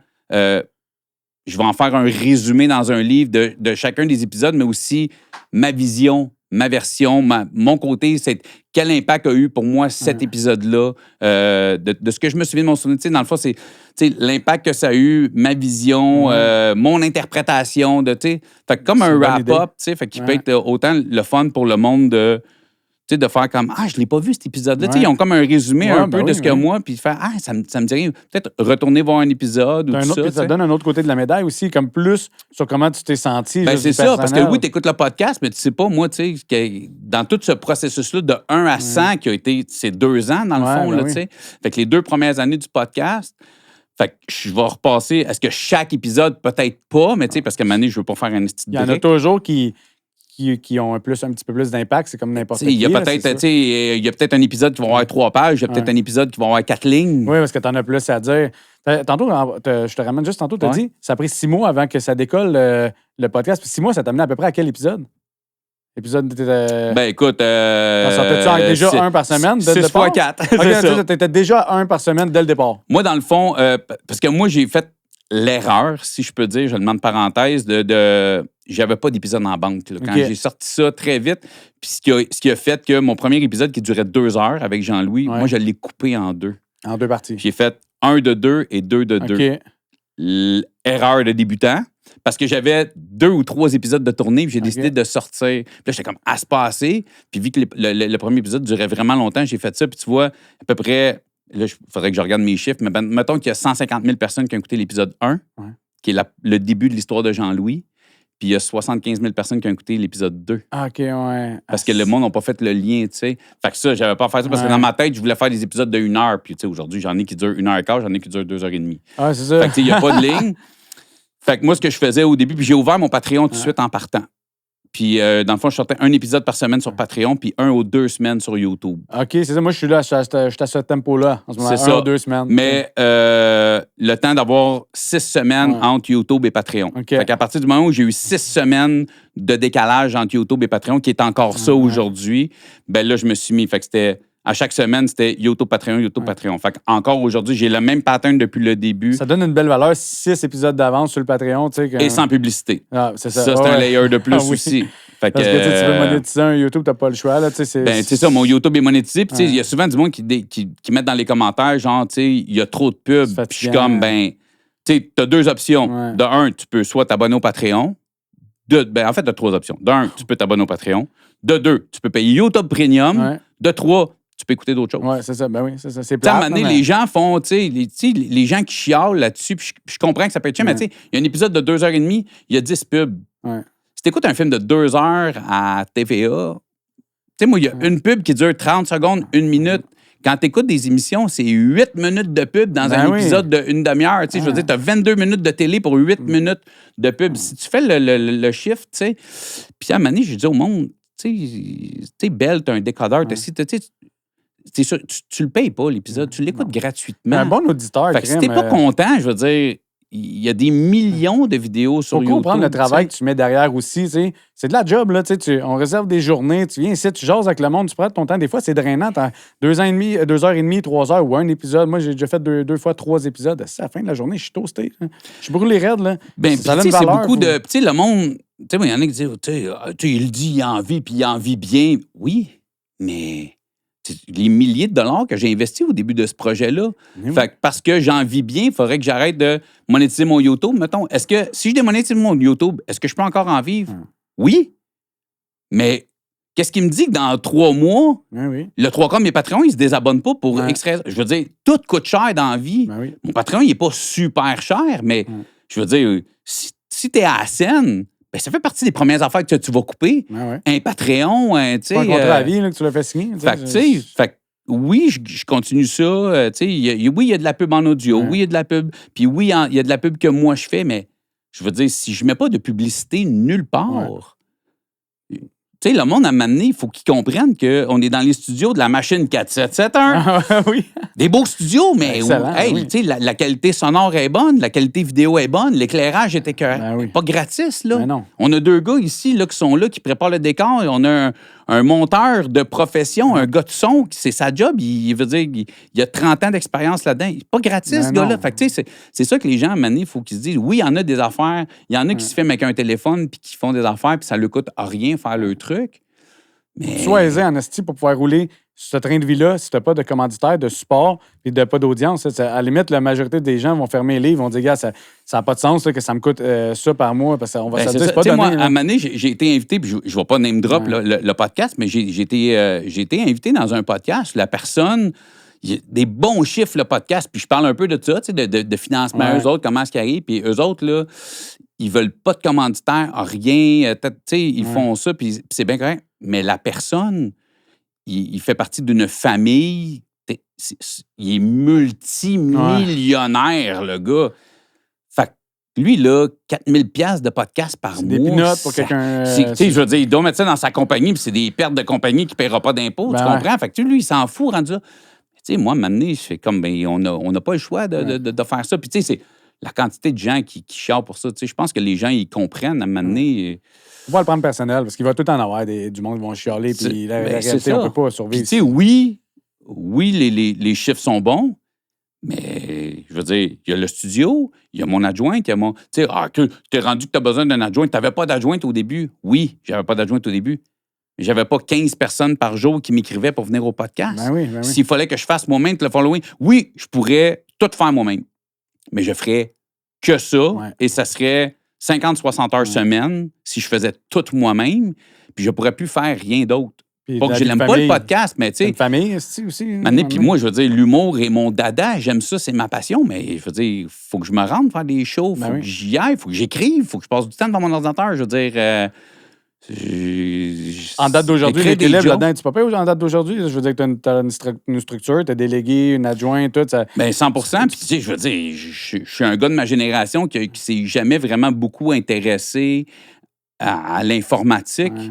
Fait que moi, tu sais, c'est drôle parce que je parlais ici, j'ai un ami qui vient de partir un podcast qui tourne ici, puis, tu sais, mon chum me demande, dit, toi, ton disque dur, il y a combien de téraoctets? Je sais même pas c'est quoi, des téraoctets. Fait que, demande-moi pas. Moi, on me dit, achète ce disque dur-là, il est bon, tu vas avoir assez de place, puis le transfert, il est rapide. Parfait. Fait que oui, j'ai besoin de monde qui... Tu sais, écoute, quand j'ai parti mon Patreon, man, là, hey, merci à Thomas Levac, qui est un gros gars de podcast aussi, là. Je dis que j'étais fatiguant, man. Comment je monétise mon YouTube? Comment je prends mon Patreon? Écoute, là, je connaissais rien, je n'arrivais pas à rien. Fait que, tu sais, oui, il y a beaucoup de monde qui m'ont aidé, c'est beaucoup de travail. Fait que d'avoir une équipe, ça change la donne, c'est sûr, quand tu peux te le permettre. Mais si le podcast avait été plus petit, j'aurais peut-être pu continuer toute seule. Tu sais, s'il avait fait moins d'argent, ben je ne paierais pas des gens. Fait que oui, les chiffres sont bons, mais ce qui me permet d'avoir une équipe, ce qui me permet d'avoir une bonne santé mentale, ce qui me permet de focusser sur d'autres projets qui me tentent, d'être un bon père, d'être un humoriste, de faire d'autres projets. Tu sais, je fais des conférences aussi, tu sais, je veux dire, puis pas... C'est-tu à cause du podcast, ça l'a amené à des conférences? Le podcast amène à des conférences, le podcast amène à un livre, le podcast amène qu'il y a des gens qui achètent des billets pour venir me voir en show, même s'ils ne me connaissent pas comme humoriste, veulent découvrir le gars. C'est le plus beau tremplin que tu pouvais demander. Là. Exactement. Mais tu sais, moi, cette semaine, là, j'ai passé une soirée au complète dans un centre jeunesse avec 8 jeunes. Les conférences pendant dans des heures. Jeunesse? J'étais assis, tu sais, ils m'ont appelé, ils m'ont demandé, puis j'étais assis avec 8 jeunes dans un centre jeunesse, autour d'une table, puis j'ai parlé avec eux autres pendant 2 heures de temps. Je n'étais pas payé, là, tu sais, tu comprends? Fait, mais, tu sais, je redonne... Mais, tu sais, c'est du temps. Je veux dire, moi, dans la journée, là, j'ai tourné un podcast, j'ai fait ci, j'ai fait ça. J'étais allé changer un robinet à un de mes duplex, tout ça. Puis à 5 heures, ma journée n'était pas finie parce que, justement, je suis parti, il était ça, 5h30. Je suis revenu chez nous, il était 9h le soir, tu sais. Fait que ma journée a commencé à 8h le matin avec m'occuper de mes filles. J'étais allé au gym, mais elle a fini à 9h le soir, tu sais. Oui, il y a peut-être 3 heures dans ma journée où est-ce que j'ai été un peu relax dans mon... Mais tu sais, c'est ça, tu sais. Fait que des fois, il y a des journées que je suis plus tranquille, mais Chris, je vais faire un show, je m'en vais jusqu'en Abitibi. Je me plains pas, fuck all, là. Non, mais c'est hot. Je suis heureux. Tu fais jamais la même chose. Mais tu sais, des fois, mes journées, tu sais, c'est comme... Je travaille pas de 8h à 9h, mais tu sais, il va y avoir des bouts, tu sais, ça se peut que... Moi, un mercredi après-midi, ça se peut que je passe 2 heures. Je pense que je vais écouter un film de 1h à 3h un mercredi après-midi. Mais le matin, j'ai tourné un podcast, puis le soir, je suis en show à Chambly.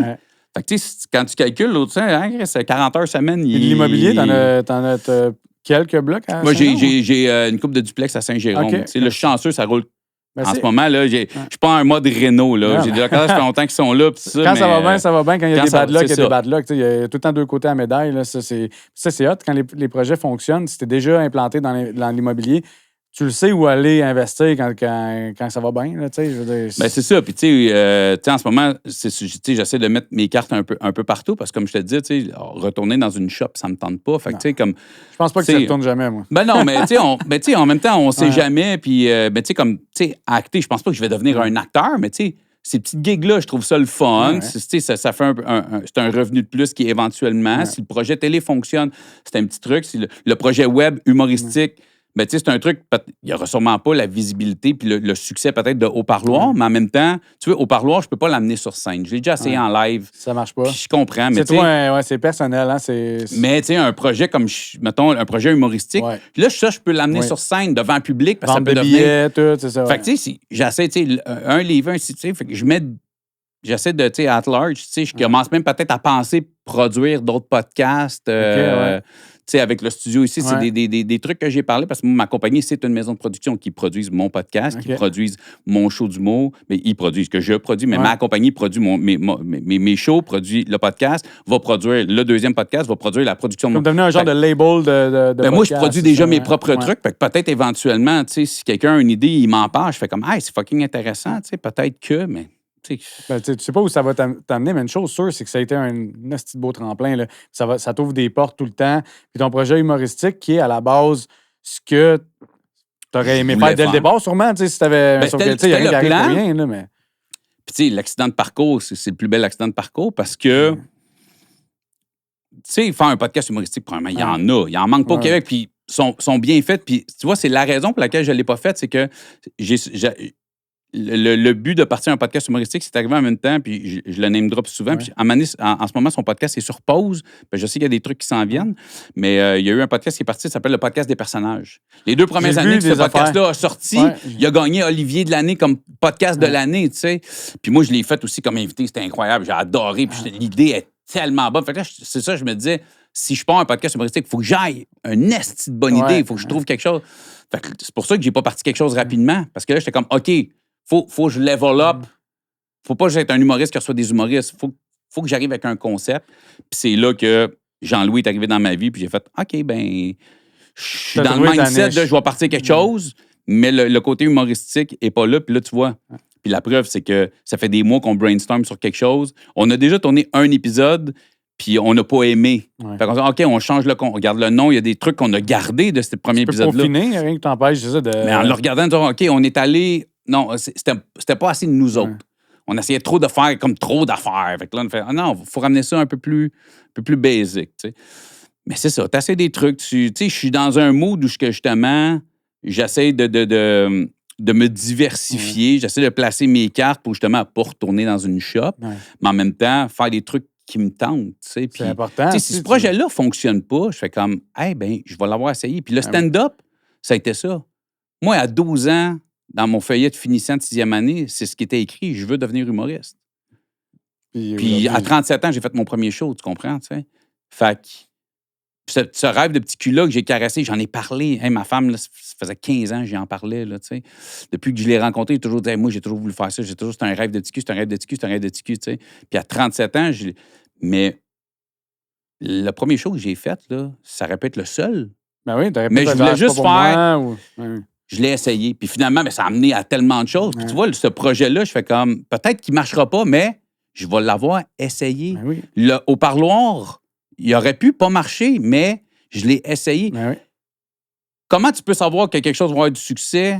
Impossible de le savoir. Si t'oses pas. Mais la seule façon que tu peux le savoir, c'est au moins de l'essayer. Ben oui, c'est à moins de si tu te laisses pas la chance d'essayer des affaires... J'en ai essayé des affaires, là. J'ai fait du rap, là. J'ai fait un vidéoclip. C'est sûr qu'il J'ai fait un album. Il reste-tu des traces sur YouTube? C'est sûr que oui. Hein. Oui, mais ils sont cachés. Il y a des battles. Les battles, c'est pour moi qu'ils les ont sortis. Battles Still Word Up ou On Beat? Ouais, Still Word Up. OK. Fait que ça, il y en a encore. Okay. Mais il faut que tu connaisses mon nom de rapper pour les trouver. Je suis sûr que je connais quelqu'un qui le connaît quelque part. C'est sûr, ouais, ça a popé. Mais ça me dérange pas tout ça. Mais tu sais, écoute, moi, j'ai une boîte de CD là, mon premier mixtape. Là, oui, c'est sûr. Puis, mais tu vois, je l'ai essayé, puis j'ai fait comme... J'étais pas mauvais, mais j'étais pas le meilleur, mettons. Là, ça se travaille aussi du rap. Là, mais en même temps, je l'ai fait. Il y a plein d'affaires que j'ai faites dans ma vie, puis j'ai fait, je suis pas bon. Il y a puis- trop de monde qui ont peur d'oser essayer des affaires. C'est quoi la pire affaire? C'est comme cruiser une fille que tu connais pas. C'est quoi la pire affaire? Tu Elle te va te dis dire non, non. puis tu continues ta vie, Ouais, t'es mais tu pas, vois, tu seras moi, pas mais ça- malade. Ou, tu sais, Mais ça a c'est été long dans ma vie avant que je me laisse cette chance-là. ben, Parce que le stand-up, pourquoi je l'ai passé avant 37 37 ans? ans, c'est ça. Parce mais- que j'étais... Comment je fais ça? Qui j'appelais? J'ai juste été, encore là, chanceux parce que, ami d'un ami, je connaissais... On sait... Hey Chris, ben oui, je te connais, toi, t'es Dave Morgan, humoriste, qui aujourd'hui, il a fait Big Brother, il est à la radio aujourd'hui, à l'époque, mais moi, je le connaissais parce que j'étais un geek d'humour. Puis j'ai fait les soirées d'humour, mais comme gars qui va voir des shows d'humour, tu sais. Ouais. Fait que c'était un chum d'un chum, blablabla, puis Chris, ça finit qu'on se retrouve à Las Vegas à m'amener, puis on genre. Puis il fait... Chris, je vais demander à lui, je fais quoi pour faire de l'humour, tu sais, comment je fais? Puis il m'a aidé sur mon premier texte, il m'a booké mon premier show, puis ça a été ça. Mon premier show, c'est lui qui m'a Alors, booké. Dave Morgan, tu sais. c'est lui qui a fait le Centre Bell, il y a pas long. Non, ça, c'est Dave Godet. Dave Godet, c'est Dave ça. Morgan, qui C'est ça. est devenu un chum aussi. Dave Ok, Godet, ouais, qui est devenu ouais. un chum par la bande. Mais non, Dave Morgan, là, je pense qu'il est en pause, mais il est à Énergie l'année passée. Dave Godet, tu C'est un l'as des gars qui a reçu? fait Big Brother. Non, je l'ai pas reçu à mon Pas reçu au podcast. podcast, ok. Non, c'est juste que... Tu sais, lui a fait Big Brother, Ouais. puis il tourne son Ok, show, ouais. puis tout ça, puis il a la radio, puis tu sais, ça va super bien, mais ça a été... Tu sais, à l'époque, c'était un humoriste de la relève qui j'y parlais. Puis ironiquement, c'est un gars qui a étudié en musique, qui fait de l'humour. Puis moi, j'étais un gars qui a toujours voulu faire de l'humour. Puis à cette époque-là, je faisais de la musique. Ouais. Tu sais, c'était comme... C'était ironique. Tu sais. Puis c'était un gars qui a un petit podcast fou. Lui, c'est Jam... Callis. Excuse-moi, Dave, mais... On manque la plug.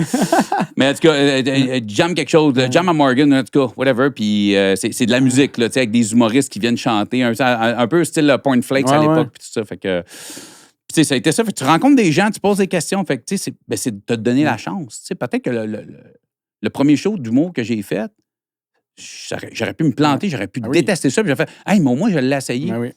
Mais non, j'étais pas bon. Mais j'étais pas si pire. J'ai eu quelques rires. Tu sais, je te dis, j'ai regardé le plancher Ça tout le prend long. des couilles là, tu en sais. esti faire ça, pour vrai. Ça, c'est... Fait que, tu sais, je me suis dit, hey, puis, mais tu sais, je suis allé là avec pas d'appréhension de dire, ça va être ma carrière. J'ai 37 ans, Ouais. j'étais un papa, puis je l'ai ma carrière. On s'en calisse si je me plante. Tu sais, j'étais un peu dans. J'étais rendu assez vieux pour me dire, je m'en calisse. Ben oui.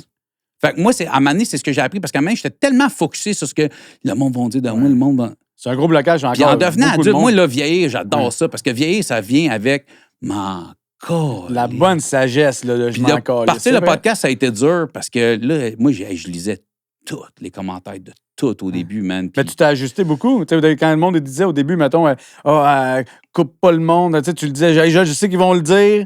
C'est pour ça Ouais, qu'ils puis, disent ça, mais tu sais, mais tu tu sais, des t'aj- fois, je dis, ça arrive Ouais. encore que j'en parle, mais c'est parce qu'en fait, j'en parle plus parce que je les lis plus. Puis c'est pas juste ça, tu sais, des fois, quand on est dedans, là, tu sais, t'écoutes, on écoute parce qu'on donne le spotlight, mais des fois, quand t'écoutes dans le développement, il te pop une question. Tu veux pas la perdre. Puis là, quand t'es TDA un peu, tu le sais que c'est soit j'écoute pas ou soit je pose ma question tout de suite. C'est pour ça que j'ai pas de questions d'écrit d'avance, parce que Ouais. là, si j'écris 8 questions, je vais Ouais. être focusé sur Ouais. mes questions, je vais toutes vouloir Ouais. les poser parce que je vais les avoir préparées. Ça, je l'ai, au cas où, mais on finit toujours par faire le tour. J'ai pas Par pas besoin. regarder, ben- C'est juste au cas où j'oublie quelque chose comme. Puis, tu sais, je veux dire, c'est ça, c'est moi. Fait que Ouais. c'est le même que je suis, c'est ça. Fait que- Ouais. mais tu sais, c'est parce que, tu sais, il y a 100 personnes qui vont dire « Hey, malade, hey, c'est fou, Ouais. hey, j'aime ça, hey, malade, Puis hey, il y a un merci. » esti de- Là, il y en a un qui va dire ouais. « Hey, ce serait le fun du femme ta gueule, temps en temps. » Lequel tu retiens? Pas les 100. Non, Merci, c'est ça, ben non. c'est incroyable. On Fait est que, tu sais, capable à de se crisser de ce Fait qu'à un commentaire. moment donné, moi, j'ai juste fait comme... Puis, tu Ouais. sais, je pense que les gens qui me suivent, les auditeurs, sont rendus tellement cool que quand il y en a un qui bâche, Oui, c'est 98%. c'est lui qui il se fait ramasser par les autres. Ouais, la communauté s'occupe de son sort. Mais tu sais, Ça, le ça. problème aussi, c'est qu'à un moment donné, j'ai reçu une personne qui était assez en surpoids et le fait que je regarde pas les commentaires, à un moment donné, là, je recevais des messages privés, le monde qui dit « Hey, pourquoi tu gères pas les commentaires? » Parce que là, ça avait dégénéré sur les Monte commentaires un méchant à côté. grossophobes. Ça. Ah, ouais. Fait que là, j'ai appelé mon adjoint, fait comme là, tu me coupes les commentaires de tout ça parce que ça avait aucun Le monde sens. était Les gens, méchant c'était pas sur ensemble, moi. Ouais, les gens, c'était fou. C'est Puis, cruel. je veux dire, mon invité, elle n'a pas à subir ça. Ah non, mais non. Elle en a assez subi. Ben Si oui. t'es à mon podcast, ça veut dire que t'en as subi. T'as pas besoin de subir ça en C'est plus. cruel, les Mais keyboard ça, c'est warriors. des hein. hosties de trolls, c'est Ouais. des tatanes Ben oui. Internet qui ça se cache faire des faux comptes. Puis, tu sais, là, tu y vas, puis tu cliques sur son profil, puis tu vas aller y écrire en privé. Hey, t'es ordinaire ton message. Il va, ah, ben là, je pensais pas que. Ouais, mais Ouais. pense-y. La personne qui est venue, elle a pas signé pour ça. Il y a là, du monde, tu des sais. fois, c'est le commentaire de trop aussi. Là, tu sais, ça peut être extrême, là, mais tu sais, c'est carrément ça. Mais là. moi, j'ai décidé que. Moi, je me dis, je regarde mes views, puis je me dis, ben, je pense qu'il y a assez de monde qui aime ça puis qui écoute ça. Puis s'il y en a qui. Puis, tu sais, des fois, ça m'arrive, là, je vais acheter juste un. Surtout les premières journées. Puis je vais jeter un œil, puis tu sais, s'il y en a un qui écrit de quoi, puis tu sais, il y en a là qui... Ah, il s'était pas content, il regarde d'autres choses, puis... J'arrête, oui, man. Ben oui, Puis, fait que, tu sais, j'ai même plus besoin. Puis je regardais des fois, je voyais que mon adjoint, des fois, il écrivait « Ah oui, on va s'améliorer, merci de ton commentaire. » Je fais « Non, tu leur donnes pas de jus à eux autres, là. Je veux même pas qu'ils créent surtout un sur, semblant que t'es important un peu, là. Je sais pas, t'es pas mal sur TikTok aussi, mais tu sais, TikTok, mettons, on va s'entendre, le taux de troll, il est pas mal plus élevé là-dessus que... Ben, tu sais, moi, ce que j'ai remarqué, puis là, c'est pas un brag que je vais faire, mais mes extraits, sur toute plateforme confondue, ça fait à peu près 6 millions de visionnements par mois. Puis les commentaires un peu négatifs et désobligeants vont être plus sur les extraits. Ouais. Parce que c'est 45 secondes. Mais je te dirais que 98% des commentaires qui se retrouvent sous les épisodes complets, il n'y en a pas parce que le monde qui écoute le podcast au complet, qui écoute les épisodes, puis tu sais, je veux dire, il n'y a pas 6 millions de visionnements mensuels sur mes podcasts parce que je pense que je serais arrivé en hélicoptère aujourd'hui, pas en Tesla. Fait que tu sais, fait que je les extraits, je fais comme « Ah, man, tu sais, quelqu'un qui parle de quoi, tu sais, il y en a... tu connais pas l'histoire de la personne, tu sais pas de quoi qu'elle parle, puis là, la personne, elle parle de quelque chose de prison. Ouais, tu pourrais aussi juste pas aller en prison. » Mais pourquoi il est allé? C'est quoi son vécu? Pourquoi, tu sais... Fait que, tu sais, dans le jugement, moi, c'est ça aussi que j'amène, tu sais. Puis, tu sais, souvent, je l'ai dit, tu sais, le monde qui dit ça, t'as juste à pas aller en prison. Puis moi, tu sais, c'est une affaire que j'ai déjà dit dans des podcasts, puis je l'ai dit à un moment donné, je parlais avec du monde, je regarde quelqu'un, je fais comme, hey, t'as-tu déjà pris ton char un peu chaud? Ouais, tu sais, je pétais un peu, j'étais pas défoncé, mais si je soufflais, je pétais-tu le point 8, tu sais? Là, le monde, souvent, la plupart du monde, 90%, puis moi, le premier, là, quand j'étais plus jeune, ça m'est arrivé. Fait que là, je dis, OK, as-tu déjà eu un accident d'auto? Un petit accrochage ou un gros accrochage ou proche d'un accrochage en char, tu sais? Ben oui, Chris, quelqu'un m'a reculé dedans ou j'ai accroché quelqu'un. J'étais OK. Mais imagine-toi, état d'ébriété, 0.09. T'es pas défoncé, mais t'as un accident qui était pas... Tu roulais pas tout croche, mais la personne, toi, t'étais ta verte, elle a brûlé sa rouge, tu y as rentré dedans, puis elle meurt. Ouais, tu penses qu'il arrive quoi, là? Ben oui, c'est ça. Ça, c'est conduire faculté affaiblie et en causer la mort. Tu penses que tu vas faire du suicide? Non, prison. Ben oui. Fait que, tu sais, c'est ça, je disais, toi, là, pourquoi il est en prison? Sur l'extrait, t'en as aucune idée, mais tu vas le juger. Mais ça aurait pu t'arriver, tu sais. Mais ça, c'est comme des... Tu sais, je veux pas embarquer là-dedans, mais tu sais, des fois, les médias, la job de journaliste, c'est ça, c'est de pogner quelque chose, de le mettre dans un contexte isolé, puis... Tu sais, c'est facile de faire ça avec les extraits, là, fait que c'est... Mais tu sais, des fois, j'essaie de réveiller le monde, tu fais « Hey, connais-tu son histoire? » Fait C'est quoi la chose la plus difficile que tu as entendue parmi tes invités au parloir? C'est drôle parce que, tu vois, on me pose souvent la question sur « Comment tu fais, man? Comment tu fais? » Puis tu sais, les gars du studio, souvent, même eux autres, ils me disent ça, puis ils m'ont déjà vu casser, puis je casse jamais sur... À chaque fois que j'ai cassé, c'était jamais sur des affaires deep, parce que je relate pas. Ouais.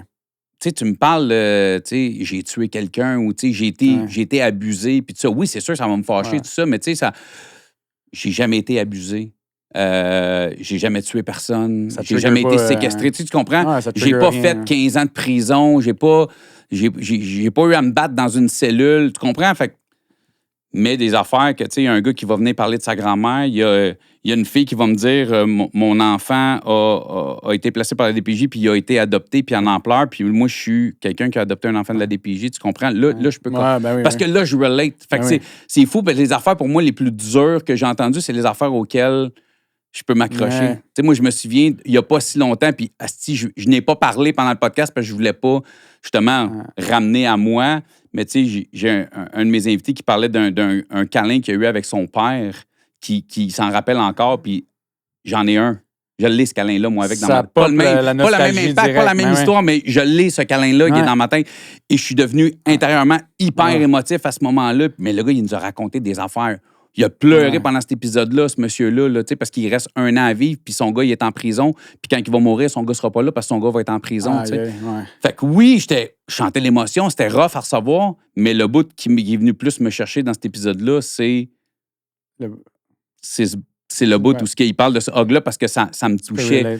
Mais si on parle d'histoires de trucs qui ont été rough à recevoir, je te dirais la première victime que j'ai reçu qui était une fille. Fait que, tu sais, moi, j'étais un gars hétérosexuel, puis elle vient raconter tout ce que les hommes hétérosexuels lui ont fait vivre dans sa vie. Ouais. Fait que, puis j'y ai posé une question à m'amener. C'est la première fois que j'ai cassé dans un podcast. Et là, ses yeux sont devenus pleins d'eau, puis elle m'a dit « Ça fait longtemps que j'ai pas eu de la peine reliée à cette histoire-là. » Puis là, c'est ma question qui vient de faire ça. De la peine. Ok, tu t'es senti coupable ça, de sa peine. c'est arrivé plein de fois. Mais là, c'est la première fois. Première fois que je reçois une femme victime. Puis en fait, je prends première victime. Tu c'est triggers une femme, de la tristesse par une question. Fait que là, tu sais, ça a été... Puis ça, c'est le podcast que tout le monde me dit. Puis il y a encore des gens qui retombent puis font comme « Chris, que tu y coupes la parole. » Puis c'est vraiment le podcast où j'arrête pas. Écoute, je finis ces phrases, je la coupe sans arrêt. Puis après ça, j'ai compris pourquoi. Ben, je veux pas l'entendre sortir de sa bouche. Oui. Je le sais ce qu'elle va dire, fait que je le dis à sa place. Pour prendre le... Ben, parce que je veux pas qu'elle le dise, parce que c'est ben trop rough quand elle le dit, tu comprends? Ouais. J'ai eu une dénommée Mélissa aussi, que son histoire est rough. C'est une histoire avec son père qui est rough, vraiment, vraiment rough, puis qui est arrivé à manière... C'est pas trop, c'est récent, c'est un peu, non? Quand même. C'est l'épisode que tout le monde me dit qu'ils n'ont pas été capables de l'écouter one shot. Ah ouais? Les gens l'écoutent en 15-20 minutes, prennent une pause, vont écouter un 15-20 minutes le lendemain parce que c'est un épisode très, très, très, très dur à écouter. Puis, tu sais, au bout de la ligne, tu sais, l'histoire finit que... Ben, pas finie, mais entre autres, dans l'histoire, c'est que elle a eu un enfant de son père. Ouf, OK. Puis cet enfant-là a été pris par la DPJ puis a été adopté. Aïe, aïe. Fait que, tu sais, moi, j'ai son histoire qui est rough depuis le début. Puis quand elle est arrivée avec ça, c'est... Ouais, c'est dark, en c'est comme... Tu sais, quand t'es... Puis moi, je suis comme... Puis moi, j'étais un papa, puis je pense à mes filles, puis je suis comme, toi, t'es un papa, puis ça, c'est ta fille. Mais comment? Je peux pas concevoir que tu peux faire vivre ça à tes propres enfants. Fait... Des affaires, on peut juste pas imaginer. C'est fou ce qui se passe dans la tête de certains humains. Tu te dis, je peux juste pas concevoir. Il y a des idées de folie que tu dis, je pourrais même pas penser à ça dans tous les états secondaires du monde. Genre, c'est démoniaque, genre. C'est incompréhensible. Hein. Des fois, en tant que animateur du podcast, des fois, je le vois un peu comme un film auquel je peux poser des questions. Ouais. Tu comprends? Parce que j'ai pas le choix à un moment donné d'essayer d'avoir un certain détachement parce que j'ai une job à faire. Puis excusez, je fais des guillemets. Pour le monde qui nous écoute en audio, mais je fais beaucoup de guillemets. Là. Mais tu sais, j'ai une job à faire dans le sens que, tu sais, ma job, c'est de donner le plus d'espace possible. C'est son histoire. Puis moi, elle m'intéresse, ton histoire, tu sais. C'est drôle parce que je vais recevoir dans 2 semaines un monsieur qui a écrit un livre puis il dit, tu sais, tu veux-tu lire mon livre avant que je vienne? Je dis, non, je vais le lire après, pas avant. Parce que justement, je veux découvrir écouter le film en live. Oui. Tu comprends? Tu sais, je veux... Puis, tu sais, c'est fou de pouvoir écouter un film puis poser des questions à ton film. Fait que moi, je le vois un peu comme ça. Fait que je pense que c'est un peu ma façon. Puis, c'est la première fois que je fais cette analogie-là parce que en le disant, je viens d'avoir cette flash-là. C'est un peu bon, ça. C'est un... Fait que, tu sais, je les reçois, puis oui, je me suis fâché, puis des fois, je l'ai regardé, la petite caméra, en disant des affaires. Fait comme, tu sais, je pense à une fille de 14 ans qui a été séquestrée pendant 8 mois dans une chambre d'hôtel, pimpée, droguée. C'est dégueulasse. Puis je suis comme, oui, j'étais en tabarnak contre les gars qui ont fait ça, mais à un moment donné, je regarde la caméra, le problème, oui, il y a les gars qui apiment. Le problème à base, c'est qu'il y a des clients. Oui, puis il y a le système qui remet dans la rue des fois aussi. On se bat contre tout ça en même temps. Là, mais ça, c'est l'injustice. Il n'y a pas de miracle, mais on a des routes de cul, on a un système... En fait, on a un bon système de santé. C'est juste qu'il est rough à rentrer dedans, mais une fois que tu es dedans, je peux le dire, on a un bon système de santé pour y avoir mis les pieds. Mais c'est ça. Tout va avec le reste. On a un système de réinsertion de marde, on a des prisons de marde. Fait que, je veux dire... Le Québec est gangréné par la bureaucratie, par la malgestion, par plein de choses. Puis, tu sais, qu'est-ce qui est payant en termes de vote? Ben, c'est la santé, c'est les routes, c'est ça. Fait que, tu sais, la réinsertion, la réhabilitation, les sans-abri, la DPJ, les femmes battues... En espérant qu'on a une vague de changements positifs pour que nos enfants grandissent dans une société qui fait du sens. Mais tu sais, le problème de la politique, je pense qu'il y a beaucoup de gens qui rentrent en politique dans le but de changer des choses. Ouais. Mais le problème, c'est quand les gens rentrent en politique, ils oublient des fois de vouloir changer des choses, puis ils pensent juste à être réélus. Ouais. Fait que là, ils font des choses pour être réélus. Oui, exactement. Ils font des promesses, ces affaires, ces trucs-là. Puis c'est ça, puis investir en réinsertion, puis en prison, puis...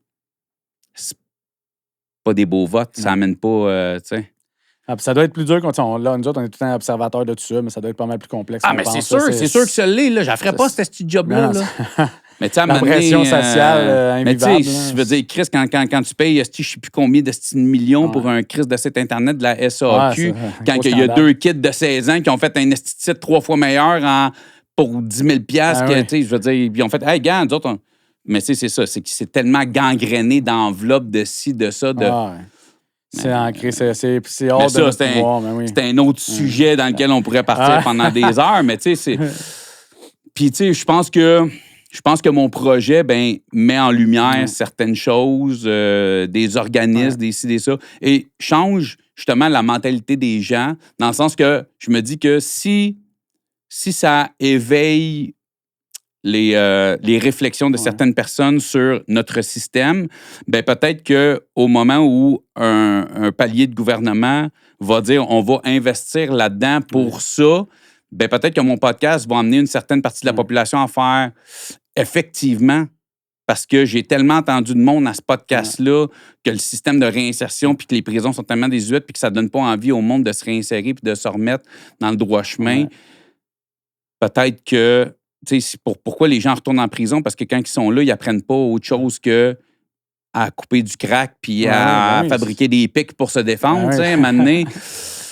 Fait que je me dis, si mon podcast peut réveiller des gens, dire la journée que le gouvernement va dire on va investir pour améliorer ça, on va mettre 100 millions dans le système de réinsertion, peut-être qu'il y a du monde qui vont faire, oui, je vais voter pour toi parce que je pense qu'au bout de la ligne, ça va peut-être amener... C'est garanti que tu as un impact positif parce que ton podcast en tant que tel, juste les messages que tu partageais tantôt, que tu reçois, c'est comme du fuel que tu as. C'est clair. Ça donne envie d'en faire toujours plus, Puis, tu sais, des histoires, demain, il y en a à l'infini. C'est juste, tu sais, il y en a de la cruauté, il y en a des drames à tous les jours. Là, fait que t'en auras, tu sais, si tu veux, là, ça va vivre le temps que tu vas vouloir que ça vive, le projet. Là. Ce que je trouve important, c'est que souvent, il y a du monde qui me dit, justement, tu reçois des criminels, tu sais, ça. Puis je fais comme...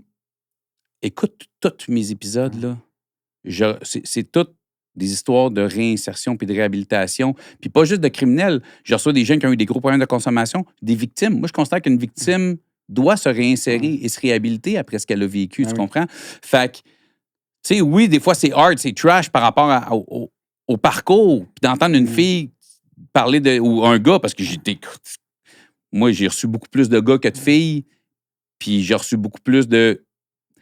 pas plus de victimes, mais je veux dire, la plupart il y a un gros pourcentage de personnes qui ont fait des victimes sont à la base des victimes. C'est vrai, pareil. Ils répètent Mais pas nécessairement, parce que souvent, ils ont été victimes de certaines choses quand ils étaient jeunes. Eux n'ont pas fait ces choses-là, mais qu'est-ce que ça a fait? Le fait qu'ils deviennent victimes, ça a fait que c'est des gens qui sont tombés en consommation, c'est des gens qui n'étaient pas capables d'aller à l'école, c'est des gens qui se sont tournés vers la rue. La consommation amène beaucoup d'argent que tu as besoin pour être dans ta conso, amène une criminalité. C'est un parcours que beaucoup de gens... Vrai, Fait qu'à la base, c'est des victimes qui ça a échelonné. Fait que si à la base, on s'arrange qu'il y ait moins de victimes ou on s'arrange pour qu'une victime ait envie de porter plainte... T'aurais-tu un projet connexe qui a rapport avec ça pour le futur, mettons, quelque chose, un organisme, quelque chose que tu aimerais mettre en place pour aider les gens justement à se réhabiliter? Moi, il y a un organisme qui me tient beaucoup, beaucoup à cœur. Puis justement, samedi, je fais un show bénéfice pour ramasser de l'argent, parce qu'il y en a tellement. Il y en a qui m'écrivent, mais à un moment donné, moi, j'ai pas le choix. J'ai une vie, je peux pas donner partout. Moi, j'aime beaucoup m'impliquer au niveau de la maison Stéphane Fallu. Parce que les personnes qui s'en occupent, une des personnes qui s'en occupe a été un de mes premiers invités. Je connais bien aussi Stéphane, qui est un humoriste que j'apprécie, une personne que j'apprécie, parce que Stéphane, c'est un enfant de la DPJ qui a aussi été adopté. C'est un sensible, hein, Stéphane? Oui. Puis, tu sais, lui, ça lui a fait plaisir de prêter son nom et c'est quoi la maison Stéphane Fallu? C'est un organisme qui, justement, va encadrer des jeunes qui sortent de la DPJ à 17 à 18 ans. Parce que quand tu as passé des années dans le cadre de la DPJ, en centre jeunesse, tu as 18 ans, tu vas où, tu fais quoi? Va t'en appart, trouve-toi un job, puis vis ta vie. Fait que la maison Stéphane Fallu va aider, puis là, avant, c'était que pour les gars, ils viennent d'ouvrir une maison pour filles aussi. Fait que, tu sais, c'est un organisme que je me mets proche, mais, tu sais, je suis toujours ouvert, tu sais, justement, comme aller parler dans les centres jeunesse, faire ce genre de trucs-là. Moi, partir un organisme, tu sais, il y en a qui le font bien, fait que, tu sais, j'aime mieux, justement, prêté... on a fait quelque chose dernièrement avec le chanteur de Caïn qui est un auditeur du podcast, qui a écrit une chanson par rapport au podcast, qui est venu l'enregistrer ici. Peut-être éventuellement, est-ce qu'on va la mettre sur rapport, la vendre une pièce, ramasser les fonds, on va le remettre à un organisme de son choix.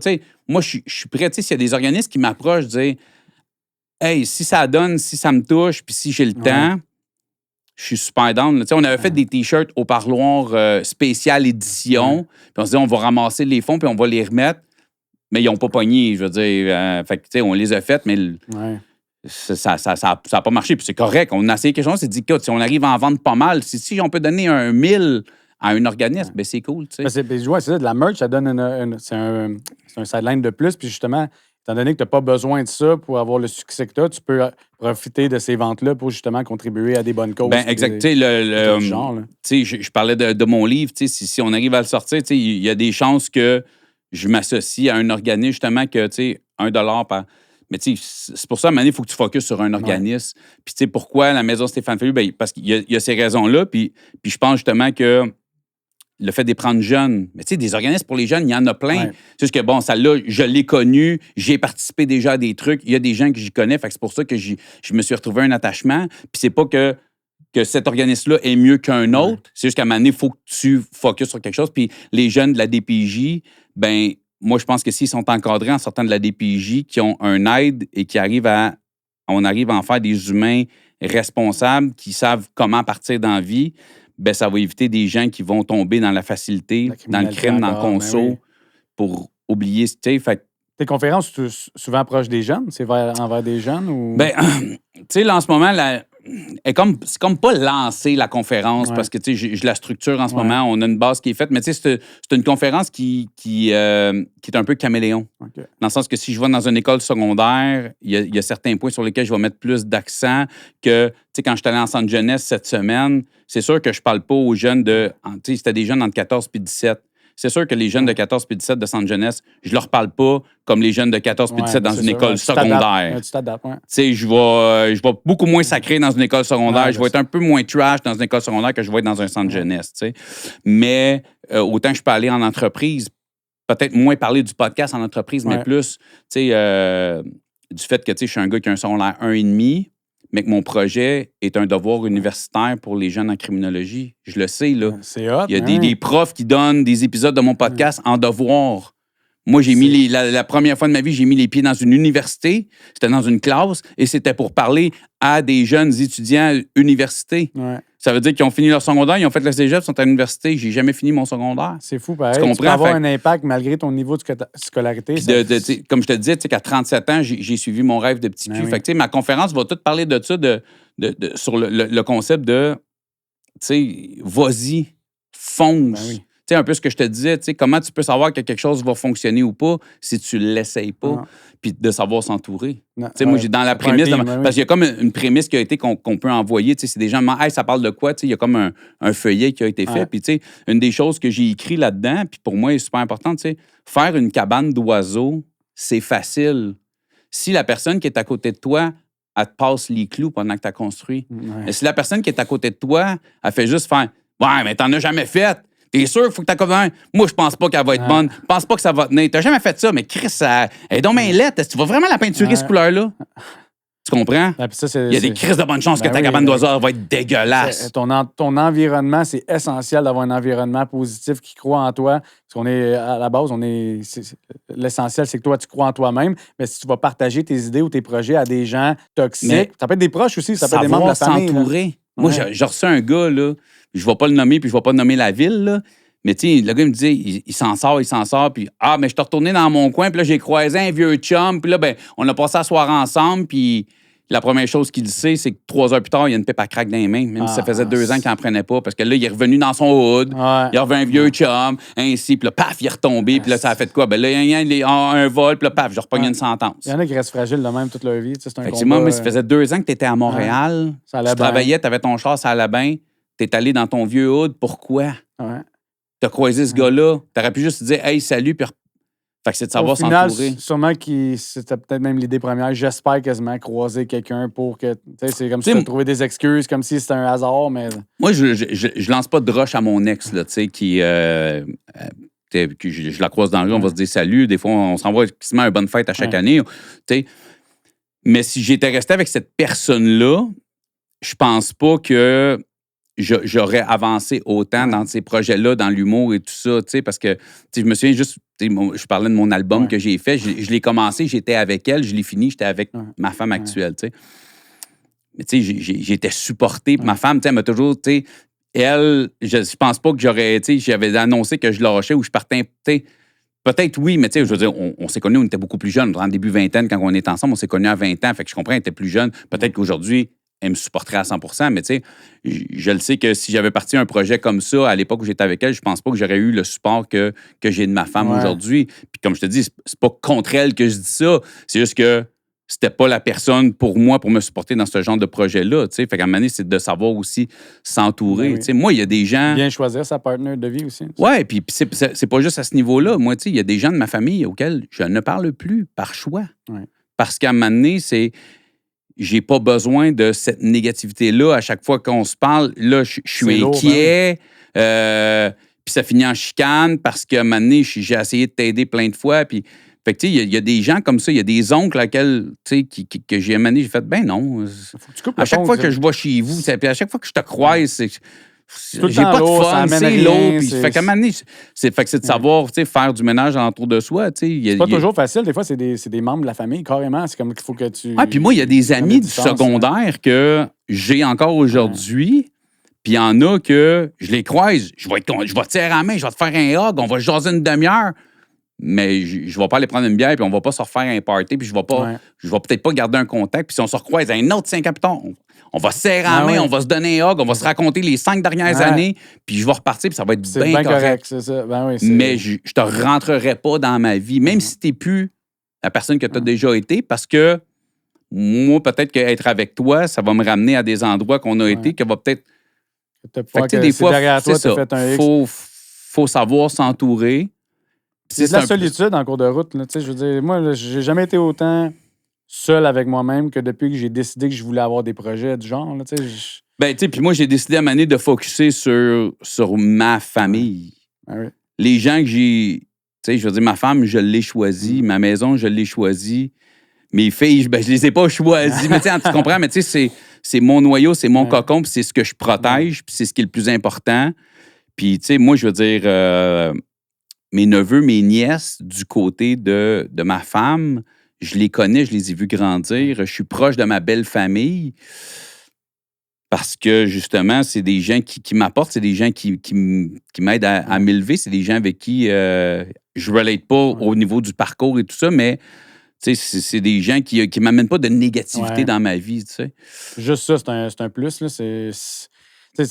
À la base, je pense que c'est quelque chose qui est difficile des fois de savoir identifier quelque chose qui est toxique dans notre day-to-day. Puis souvent, on endure. T'sais, on tolère des choses. Ce qu'on tolère, c'est ce qu'on accepte. Là. Fait que quand tu t'endures de la bullshit de même, tu t'en rends même pas compte des fois. C'est comme tu as un boulet invisible aux chevilles. Là, tu peux pas... Oui, mais tu sais, à chaque fois que tu te retrouves dans une situation que tu n'aimes pas ou qui est négative, ou à chaque fois, tu fais le lendemain, je l'ai échappé hier. Tu remarqueras que souvent, à chaque fois que tu l'échappes, tu dis que...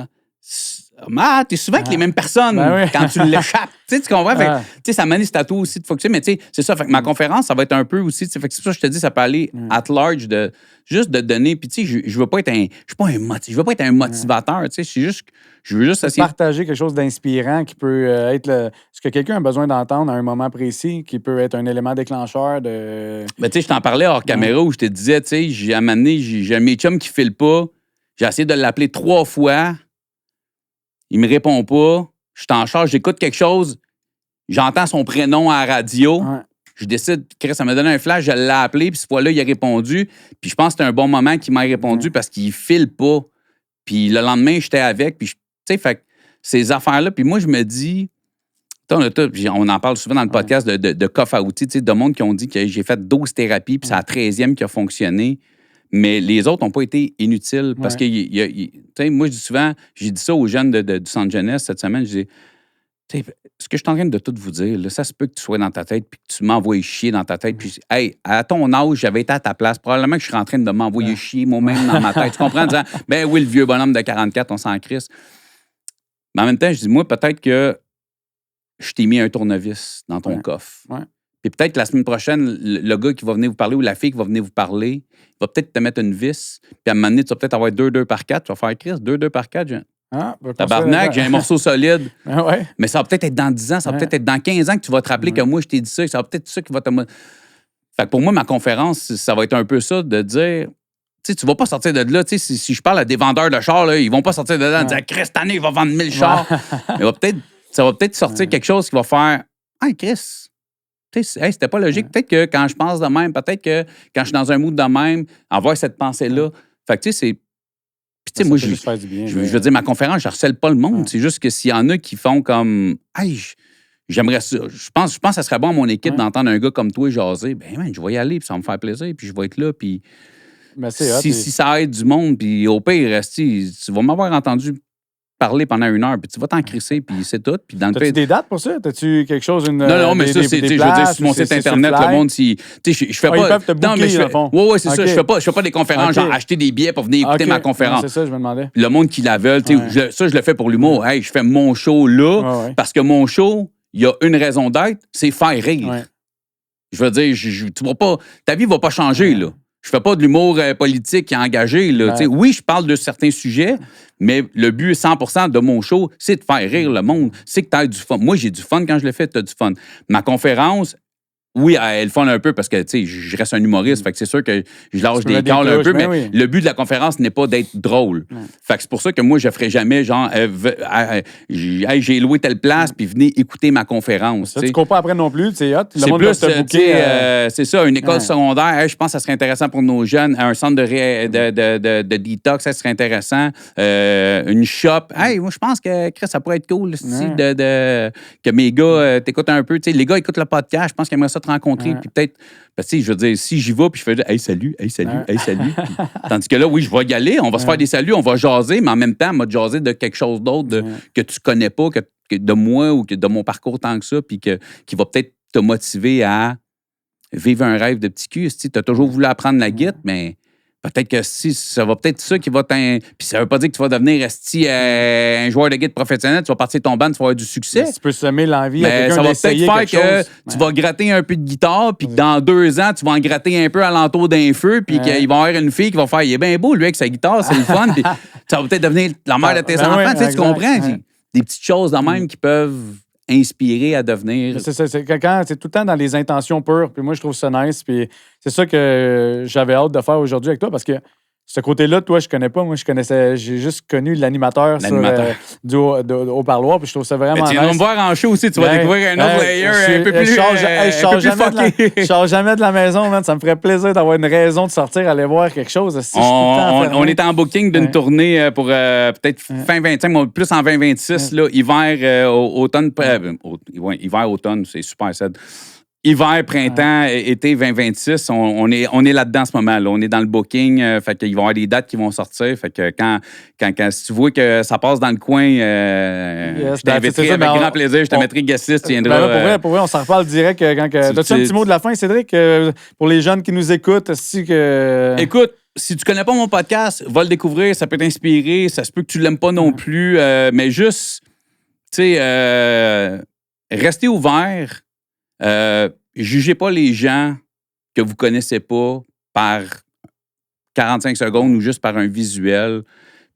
Puis si ça fait des années que tu te dis j'aimerais ça essayer ça. Essaye-les. Ben, essaye-les.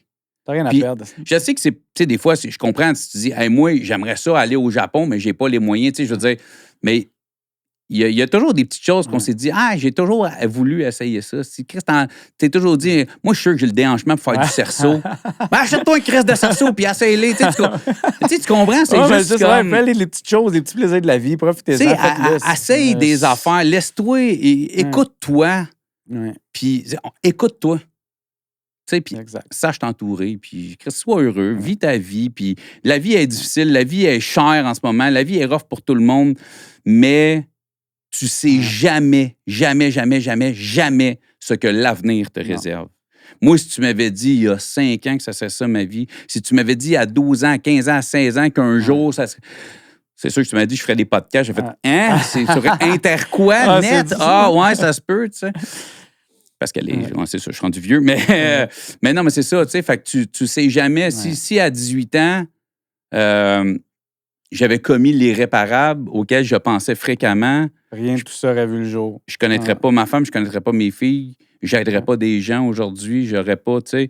Puis ma vie est pas, tu sais, ça peut avoir l'air, ma vie est pas exceptionnelle, ma vie est pas rose tout le temps, je suis pas, je vis encore avec des triggers que j'ai, je traîne encore des trucs avec moi qui vont peut-être me suivre toute ma vie, tu sais. Juste d'en être conscient, déjà, si ça te permet d'avoir Ouais, tu sais, l'ouverture je suis de pas, travailler dessus toujours, tu sais.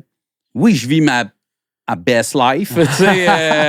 T'as Au travaillé niveau où pour... ce que, tu sais, oui. mais, tu sais, je suis pas... c'est ça, tu sais, on a tous des trucs, mais à un moment donné, il faut mettre le positif de l'avant. Il faut se laisser la chance de. Puis le plus beau est souvent caché derrière les plus grands défis, les plus grandes souffrances. C'est quand tu décides que tu te relèves après avoir mangé une bonne claque, ça gueule. Là. Quand On dirait tu que penses... Mais tu sais, quand tu penses que ça... Tu sais, puis tu dis, hey, ça pourrait pas être pire, Ouais. ça se peut que ça soit pire, mais tu ne sais jamais à quel point ça peut être beau.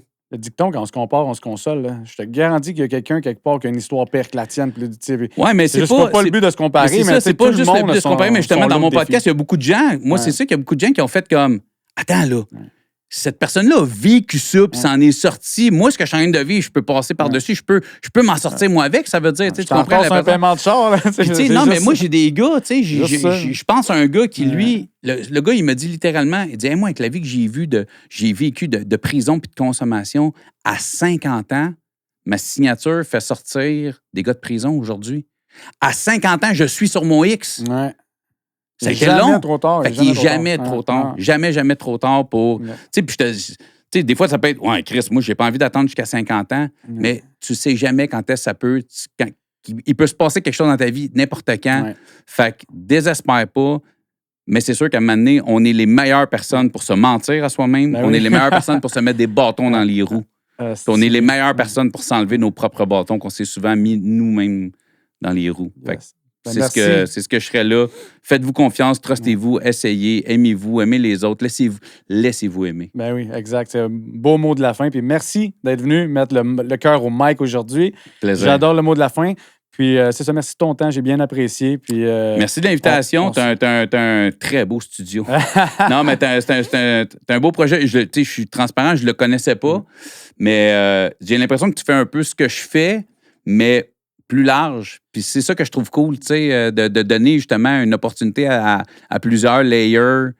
Mettre des gens en lumière. Je veux contribuer à du bien, indirectement, directement, peu importe. Quand j'ai l'impression de mettre du positif à quelque part, ça me fait sentir bien. Fait que c'est ça le but du projet. Ça, je dis toujours, j'ai pas de ligne directrice, mais j'apprécie le temps que vous m'offrez. Je sais que ton horaire est chargé, puis tout, puis de venir partager ton expérience, c'est bon pour moi. Ça me sort de ma zone de confort aussi, parce que, tu sais, veux pas, il y a des gens qui ont déjà plus de notoriété, qui acceptent de venir. J'ai reçu Manu Lemire récemment, je sais pas si tu connais Manu Lemire, il donne des conférences aussi, auteur d'un best-seller, tout, il y a une notoriété.